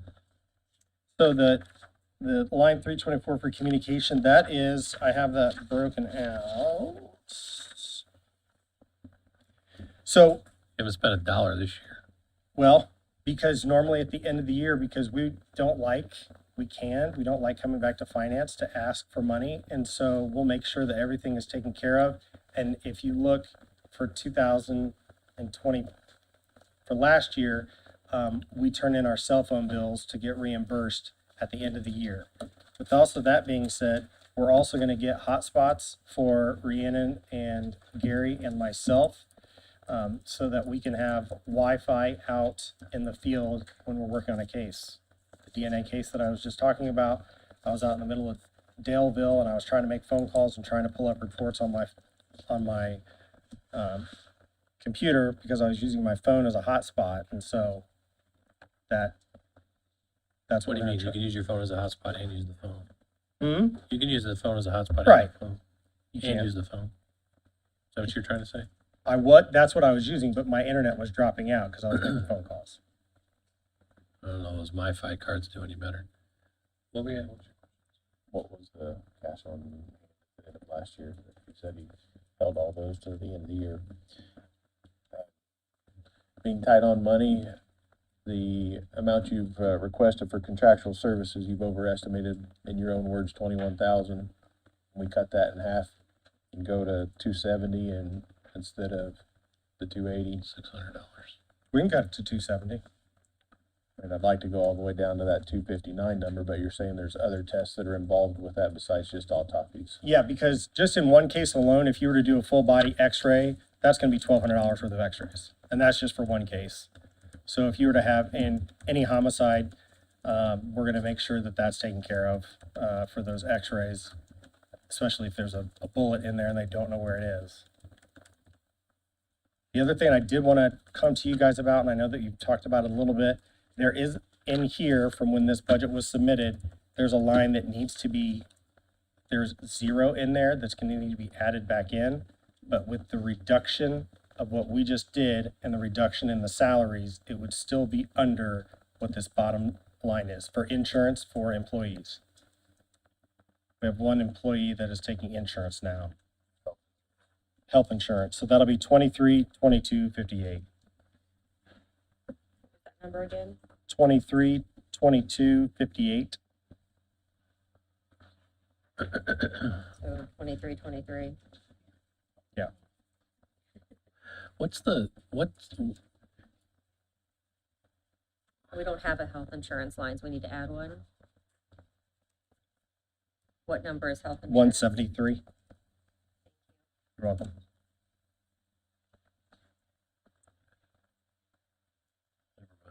Deal with health insurance when the commissioners come.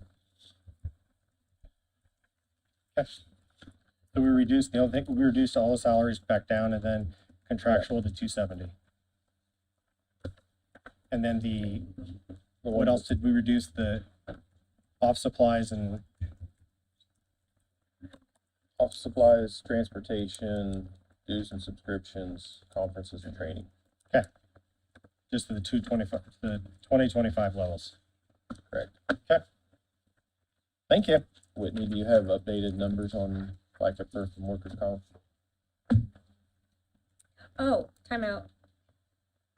We're also making an assumption about reducing that part-time back to, last year. Since that was just a 4% across the board there, I was gonna keep it at 2025 unless Gavin just absolutely needs it. I mean, right now, based off what he had, he's not used 50% of it as of June 30. And I just did a claim for $1,800 today. So it's gonna start creeping up. We can reduce it to probably 17.5. You're willing to take it below last year's number? Yes. 17.5. Wait, make sure it's okay. Don't say it if you don't mean it.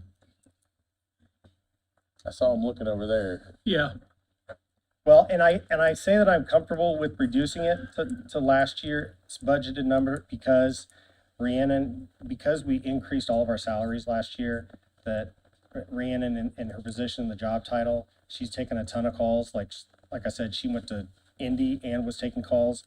I was in California a month ago and she had 2 homicides in 72 hours. And so, Hey, Gavin, yes. can you finish the story after we get the part-time number so Whitney and team can start on it? Yes.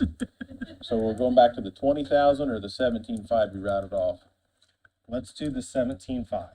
Okay, that gives them, now, please continue.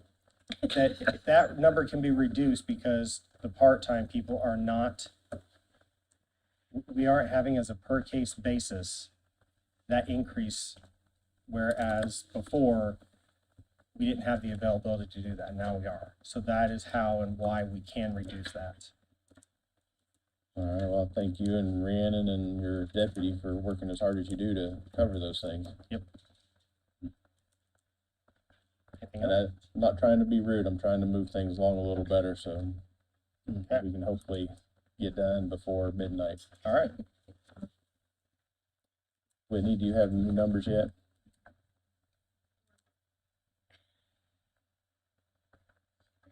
I'm gonna go sit down now. That might be our term for this budget. 1 second.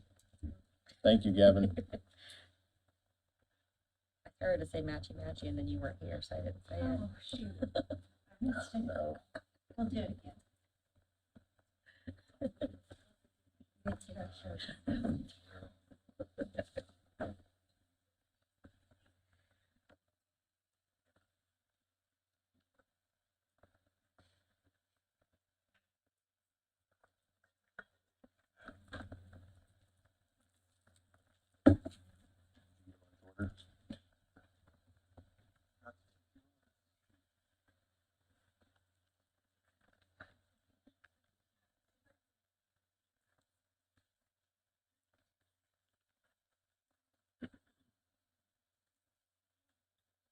Whitney, do you have numbers yet?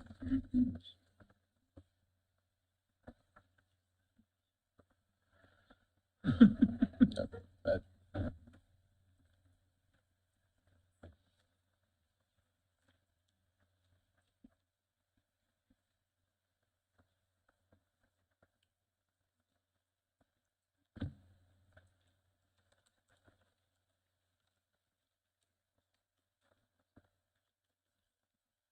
For the FICA, negative. Let's go to the salary and wages first, if you don't mind. Oh, yep, of course.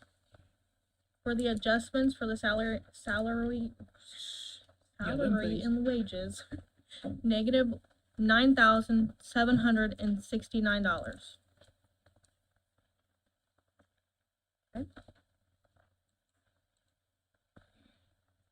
For FICA, Okay, wait a minute. The difference in the budget was 3269, and we've, added another 3,300 to that, have we not? 23. For health insurance. And I'm talking about, part-time line on 198. Where you at? We cut it down to 17.5. Yep. Yeah, so we have to add, we already had 8 here, so we have to add another 2,500. 2,500 to that. which would be 3,300, right? 3,300 to here, is it gonna be 90 something? We reduced all these already. Oh, no, you're saying, I see what you're saying. Should have been 179, 225, shouldn't it? For the salaries. 179, 225, yes. 225. 225. Yes. I didn't. Yes, I did. No, the No. deduction is 9,769.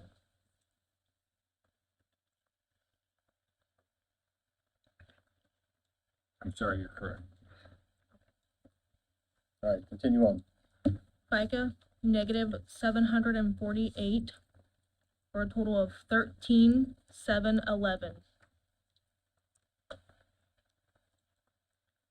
For perf, we have negative 724, for a total of 18,114.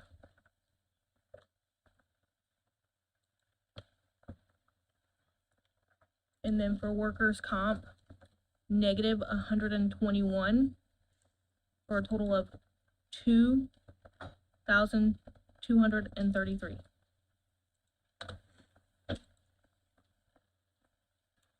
For a total of adjustments, we have negative 19,319.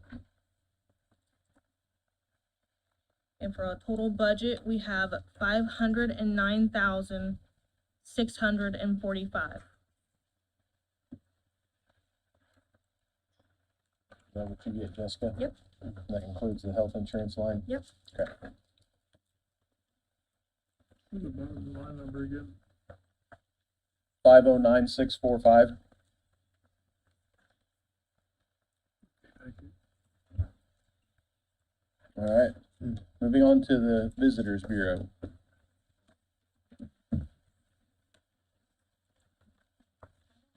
Page 49.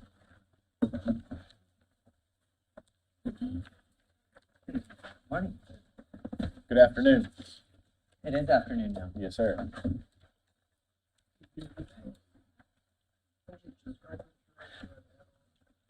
Twenty-three. 3,300.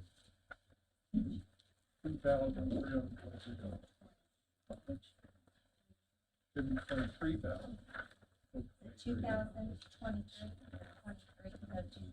I got 2,323. Oh, How much was it, Gavin? Health insurance add-on, 23. Well, it's 23, 22. Hey, use full number so we're all on the same page. 2,000. Or 2300? 23,000. $2,322.50. That's not what you said Thank you, originally. Gavin. That is not what he said originally. he said 23, that's what I wrote down. That's what I got. 2,323. Oh, Okay, health insurance you get for $2,000. That's what I don't understand. That's why I was thinking 20. oh, That's why I put right, your first number was 23,258. That you said when you were up here. there was a change, 58 cents. $2,320. Mr. Hughes' question is, what kind of insurance do you get for that? Oh, full coverage. $2,300. Doesn't seem right. It's 89.33 per pay. Is it just for employees? Yes, just for employee. Okay. That can't be right. From HR an hour ago. Tell you what, Give me a let's, second. we'll revisit that Okay. and move on. Okay. Gentlemen, please. Yeah, so Jared Walls, President, Delaware County Travel and Tourism Commission, Dylan, Treasurer, and we're back to just do our normal, single line item budget for contractual services to pay Visit Muncie Inc. for the operations of Destination Muncie, self-funded through the innkeeper's tax. Is this the only revenue source for Destination Muncie? Correct. Where's the money allocated? Is it allocated to a fund? How do you guys pay your bills? Out of a general fund? No, so the commission receives the innkeeper's tax and then we pay Visit Muncie Inc., a non-for-profit, to do the day-to-day operations and they handle all bills and payments. So you contract out, basically, Basically, yes. to this not-for-profit? Correct. Same board. Is that new? No, this is year 4. At least. 3, 4. Year 4. Does the county have appointments to that board? No, They do. it's not the council. Not Only the the council, but the commissioners have 4 appointments. Council used to. We used to, and then the law changed, and the In commissioners revoked ours 2021, and added to theirs. I think. 2021, I do believe. How many members of the board are there? There are 9. And the makeup is what, 4 county, 5 city? Correct. 4 by the county commissioners, 5 by the city, because state code does say that the largest municipality within the county has to have the most appointments to the board or to the commission. Are we privy to, line item expenses? Absolutely. Be glad to send you Destination Muncie's budget. Which is separate from this. This is their. That's correct. This is we pay them a contract fee. We, County. The county, right here. We pay Destination Muncie. I do believe Councilman Mokel's question is very valid, though. Yeah. It would be nice to be able to see a breakdown of what those expenses are. If you get that in this, we appreciate it. Yeah, absolutely. Does the contractual services amount increase when the innkeeper's tax increases? Does not, no. Okay.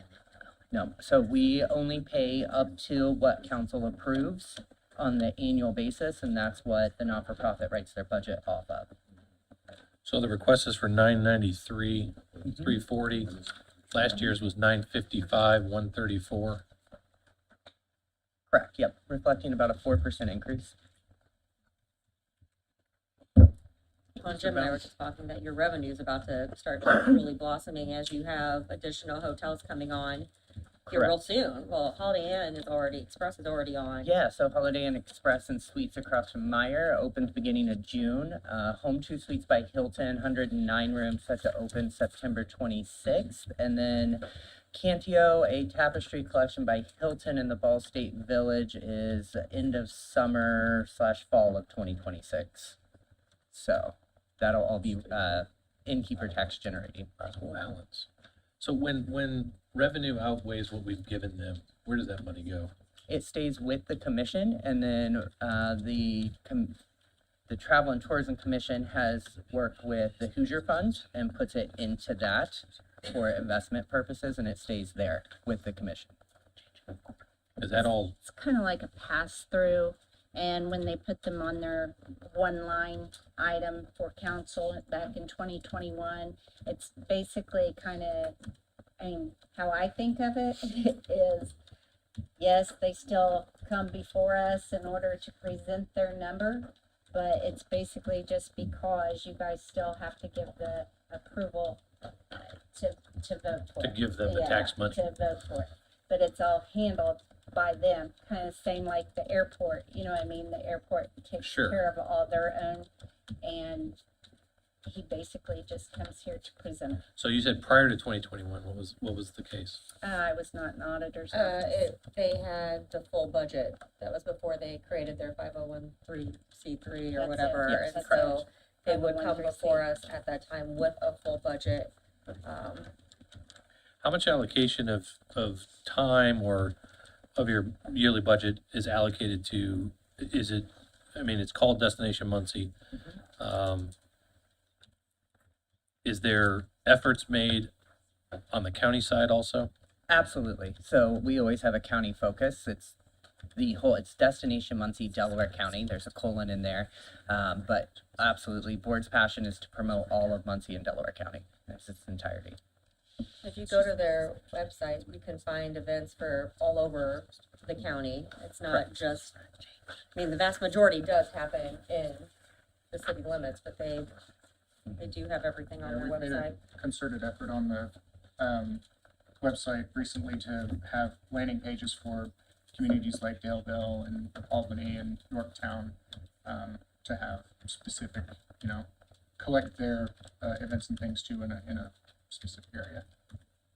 Thank you. You know what your cash balance is? On the non-for-profit side or the commission side?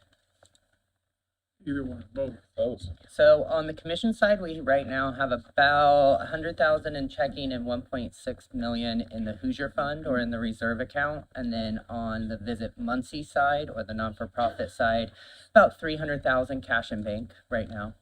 So your investment account is 1.6 million? That's correct, yep.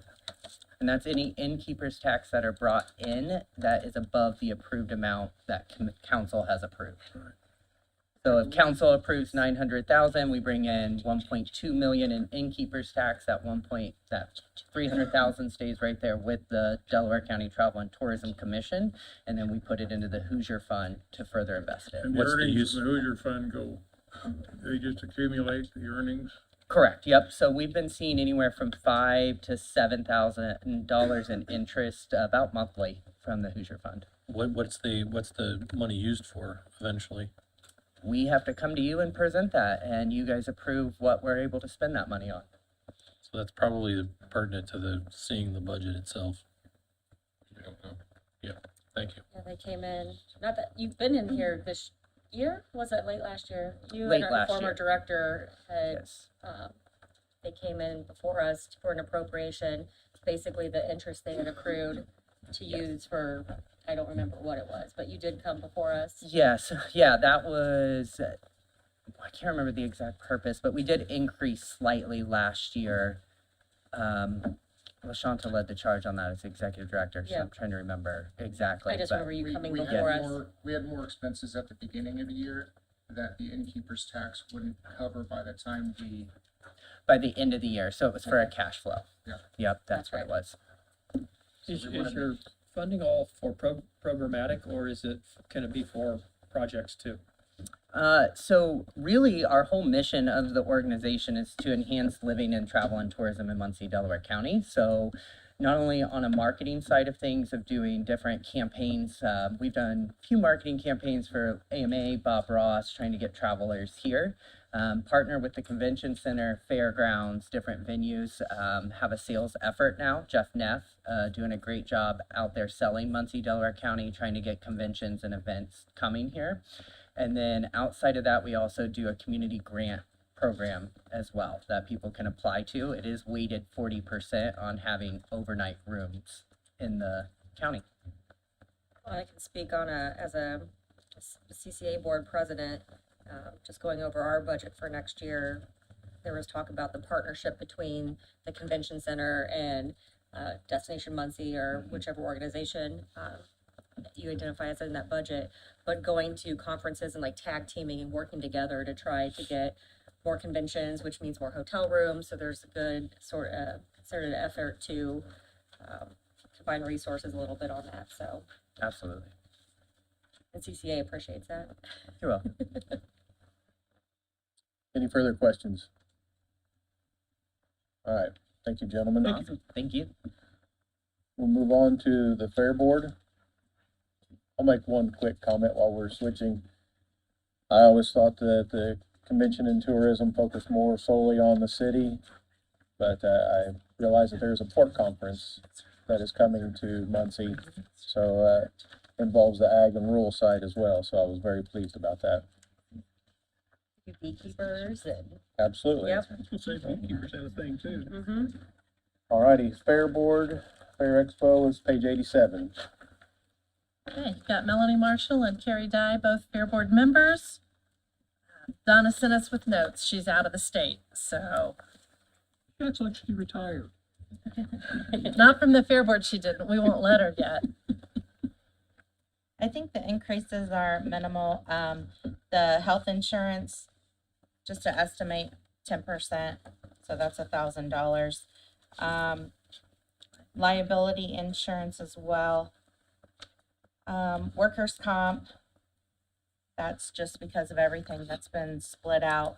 And then utility bills. Those are just an increase. I know that she's had to come back this year to have money moved. So we're trying to allocate that out. Not to derail us, but the workers' compensation totals from last year budgeted was 472, 420. Currently, it's 525, 722, so about a $50,000 higher number, which could pertain to claims and other factors not pertaining to this specific discussion. Also salary increase. So, I'm I'm Salary sorry, sorry, what are you looking at? He's looking at. I'm the not looking at cumulative. anything. Oh, I'm okay. telling Okay, everybody yeah. here. Okay. I was just mentioning. Cause you it were 'cause I throwing forgot. us off here. Just a cumulative number. And we would like to give a shout out to Destination Muncie and the Visitors Bureau because they supported our community night at the fair this week. We had Monday night that we didn't charge at the gates. That was underwritten by Destination Muncie. And we really appreciate all their support. How that they've given successful us. was that day? I think it was very very well. successful. Very well attended. I'll make a comment as a 4-H parent, being out there on Monday, the crowd was as thick as it has been on other Mondays out at the fairgrounds. And we had a lot more visitors come through the 4-H part of it as well. I will say that, the estimated numbers for the 2025 fair was roughly 132,000 profit. How does that compare? I'm sorry, How does that compare? this is the first year I got any numbers. I'll give council just a couple of numbers here. The Form 226 estimated revenue for the fair and expo is 408,500. So they are not budgeting their full amount they're expected to receive.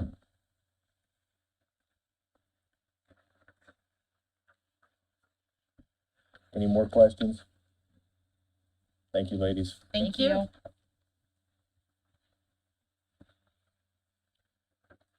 Well, we've not quite reached 12:45. Do you want to have Kyle? I guess it. Sure. All right.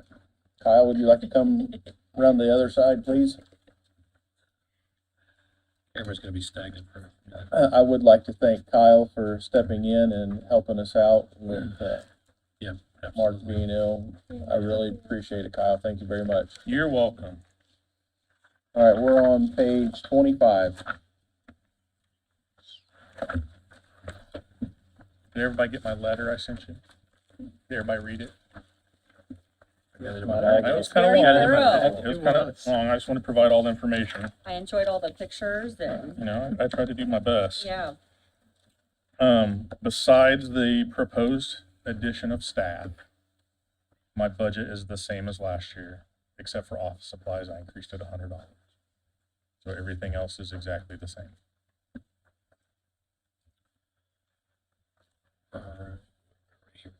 Okay. I would so- like to, oh, go ahead. Oh, go ahead. I'm just gonna say that I personally would, if feasible with the budget, I would love to see you get an additional employee. You're a one-man show and we rely on you a lot to do a lot of random things, whether it's run the video under emergencies or just any task we have. And the amount of work you do, I don't think everyone even knows all the things you have your hands in, so. Well, let me expand on that a little bit. Yes, please do. So Kyle has been invested with myself, Commissioner Brand, Jim's team, from a IT strategic perspective. He takes care of the website. We have been reviewing the current supplier of our web hosting and those capabilities, the need for some better capabilities and the opportunity for department heads and others to be able to contribute to those a little more effectively. He has been filling in on the live streaming component, which is a gap and that we're pursuing some options for as well. He did agree to add that live stream component to this new position's job description as a supplemental enhancement to that. I think that we're upwards of $15,000 to $20,000 per year currently for live streaming costs. So that in and of itself could be a big chunk towards the GIS role. Kyle's expressed a desire to transition at some point out, and we have zero redundancy in the GIS department, which is a vital component of a lot of different areas as well. So I too am in support of this position. The biggest issue is I need someone that I can duplicate myself in, because, you know, got 10 or so years left before I retire. The critical nature of a lot of the things that's just come up since like 2020, GIS is fully integrated into our public safety systems, into the CAD, into every fire truck, you know, EMS. That stuff has to be constantly updated and monitored. It's a full-time job just doing that. So having another person that can take care of that stuff and allow me to do all my other duties is really critical. Yeah. I mean, I would consider the role part of, I mean, it is public safety, obviously, but I mean, you're your own little gig, but Yep. ultimately it's intertwined into, you know, And I am Fire a and responding police. unit along with the emergency management agency, so you know, those duties as well. So You fly the drone? can. Yeah. I think Jeff likes to do that. Where'd the salary number come from? I did a research of just general Midwest for what would be a GIS specialist with those the required education and experience, and I kind of picked the median. Does Ball State or Ivy Tech offer that training? Ball State does, yeah. They have a geography Do you GIS. require a bachelor's degree? I would, yes. Yeah, I need someone coming in with at least coursework in GIS. I can't start somebody from the beginning to take on those. They're more complicated tasks that, you know, really need a good basic in the software before you can really start. He actually has provided a job description. He has actually provided, Kyle's provided a job description, which in essence I've been sitting on for our job classification committee until it became something we decided to fund, and then we'll present that forward as well. So Just for your records, I did a quick math. There's about 98 meetings that have to be streamed per year, not counting special meetings. So it's significant. Several of those are evening too. So When I it's first came more onto than one council, person, really. If you're going to have staff people do it, you need to have more than one person Yeah. that can do it. when I first came onto council, there were 2 individuals in Kyle's department. Yeah, so in 2020, the other person that worked in my office left to pursue a new job. Was right in the middle of COVID. So at that time we were under hiring freeze, so I had to reorganize my department. And I took some of what he was doing, and then the rest I contract out. Yep. 15-2. Is this a 40-hour week position? Second? Is it a 40-hour week position? Yeah. Yes. How much? And then some, probably. Would you reduce the contractual service eventually if we hire the person? No, because that person would not do that. So the contractual services is only for parcel maintenance. So that's what my previous person did on top of other things. So that's contracted with Schneider Geospatial.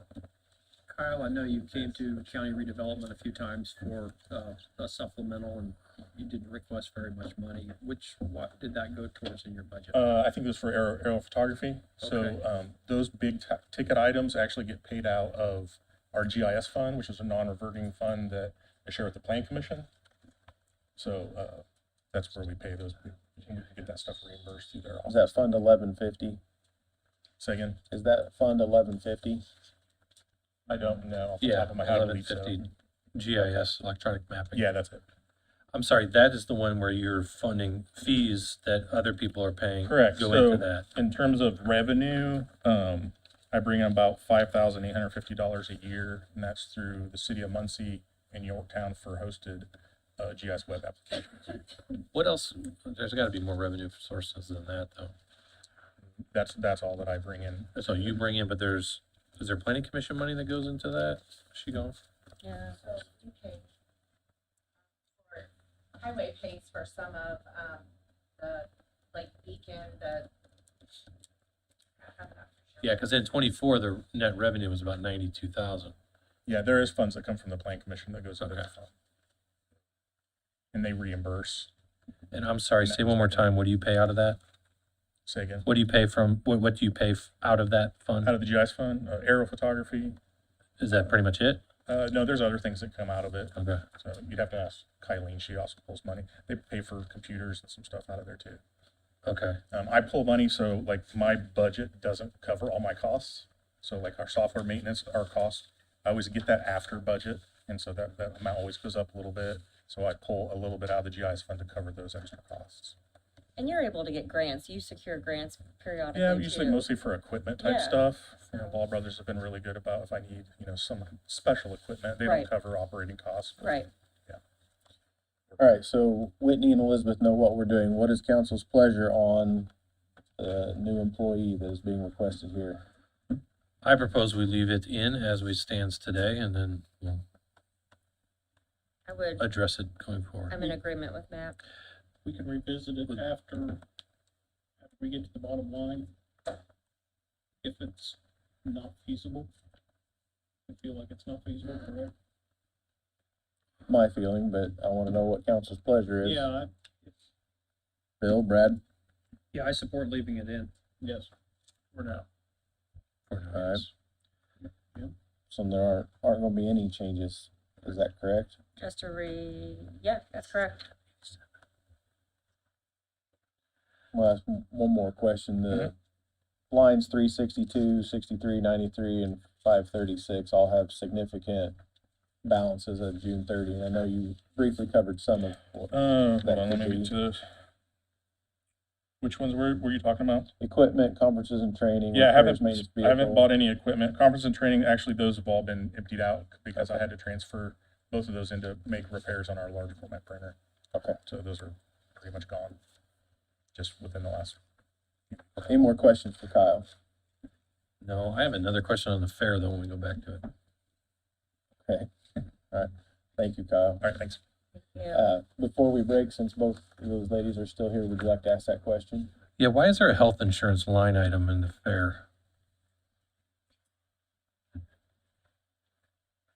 Because we have one employee that is a full-time employee that is paid. Marcia, who works in the fair office, she's a full-time employee. She's the only county employee. Is she a county employee? Yes. Then where's her salary? Well, she's a county employee. She has county employee benefits, but The salary comes out of the Fair and Expo, out of our earnings, so, but she's entitled. She's a contract employee? She's No. considered a county employee. I know we don't have HR, but Commissioner Brand? Current HR? She is considered a county employee. A while back, a few years ago, the fair board come to us about her health care issue. So she's paid from the fair board. Her salary is, but her health care is paid by the county. Now, I guess let me ask this, because I don't know, I don't do this all the time. Do we reimburse the county for that at all? I'm not sure. I don't think so. Okay. But by If it is, definition, it's she's not a, half. s- she's If not it a, is- If it is, it's half. so where does her salary come out of? What line item? It's paid for by the fair board. So it comes out. Not in this budget? No, Correct. it's not in your budget. Then how is she an employee? Well, because she needed insurance. And the Okay. county owns the fairgrounds, and she is the only staff member. So it's always been a complaint with the fair board that we have, that's our grounds, our buildings, and we have a full-time secretary out there. We have maintenance people out there. It's always been the wish is that, and we're actually working on some maintenance issues out there right now, that those employees, be county employees, have line items that they get paid out of and benefits. The problem we're having right now out there is that, we're having problems with maintenance people. So As of we're. this Thursday, we will have no maintenance. Yeah, they have no maintenance at all. So, we've actually the commissioners have met with, Dan White, president of the Fair Board, to try to figure out a solution for that. And are those paid out of contractual services? Are those just contract maintenance people Those contractual services, I'm gonna say. or professional for services? Our, what would that be for? So I Like this whole believe that budget the- needs to be adjusted if So that's the- how it's operating. The maintenance employees are paid out of part-time. It's not that, it's that No. they're considered a county employee under county liability, but they're not actually employed by the county. If in fact they're just being paid as a contract employee and their health insurance and other workers' comp, whatever, is being covered. I don't see how that's. They're, how that works. regardless of what it looks like, they're county employees. They've always been paid by the Fair Board. That's the way it's always been. It shouldn't be that way, in my opinion. It should be paid they should be paid out of this As an budget. employee, They should be paid as an employee out of this budget, and they should get health care insurance. if that's that's what I'm saying. So that's why this should be That's how it should be done. adjusted. It's not been done that way. Again, their salaries are paid for from the Fair Board. And at one point, I'm gonna say 3 or 4 years ago, there was an issue with the secretary having insurance, so Donna got it all worked out. I also believe that part of. That went. Yeah, I believe you. I think the payroll that comes through contractual services, and there's money, which that is to pay the expo center. That money is transferred from this budget to the expo center. So her salary comes out of here Paid to somebody else. that does our. That does our payroll. Yes. They have a private accountant that takes care of. Yeah, I see. Love account. So she's not on perf, though. I thought the visitors bureau was complicated. She's not on perf. No perf, according to this. I don't believe so. 'Cause she's not actually an employee. How long is she? And legally speaking, I don't think. How long is she? We need an HR attorney. How long has she probably, been but She's been out there for. Forever. I think she should be a county employee. I think it's crazy. And again, like I said, we're having problems with maintenance Yeah. because of no insurance and the low pay out there. So we're trying to work on that right now.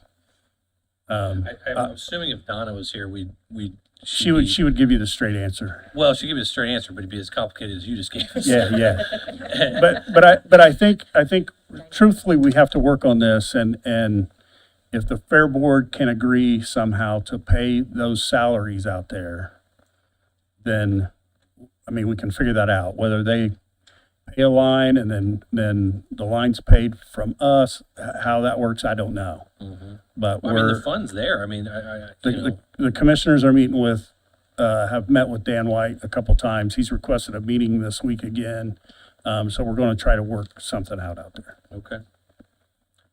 All right, thanks. Thank you all. Any further comments or questions before we break for lunch? All right, let's try to be back here in an hour. We're in recess.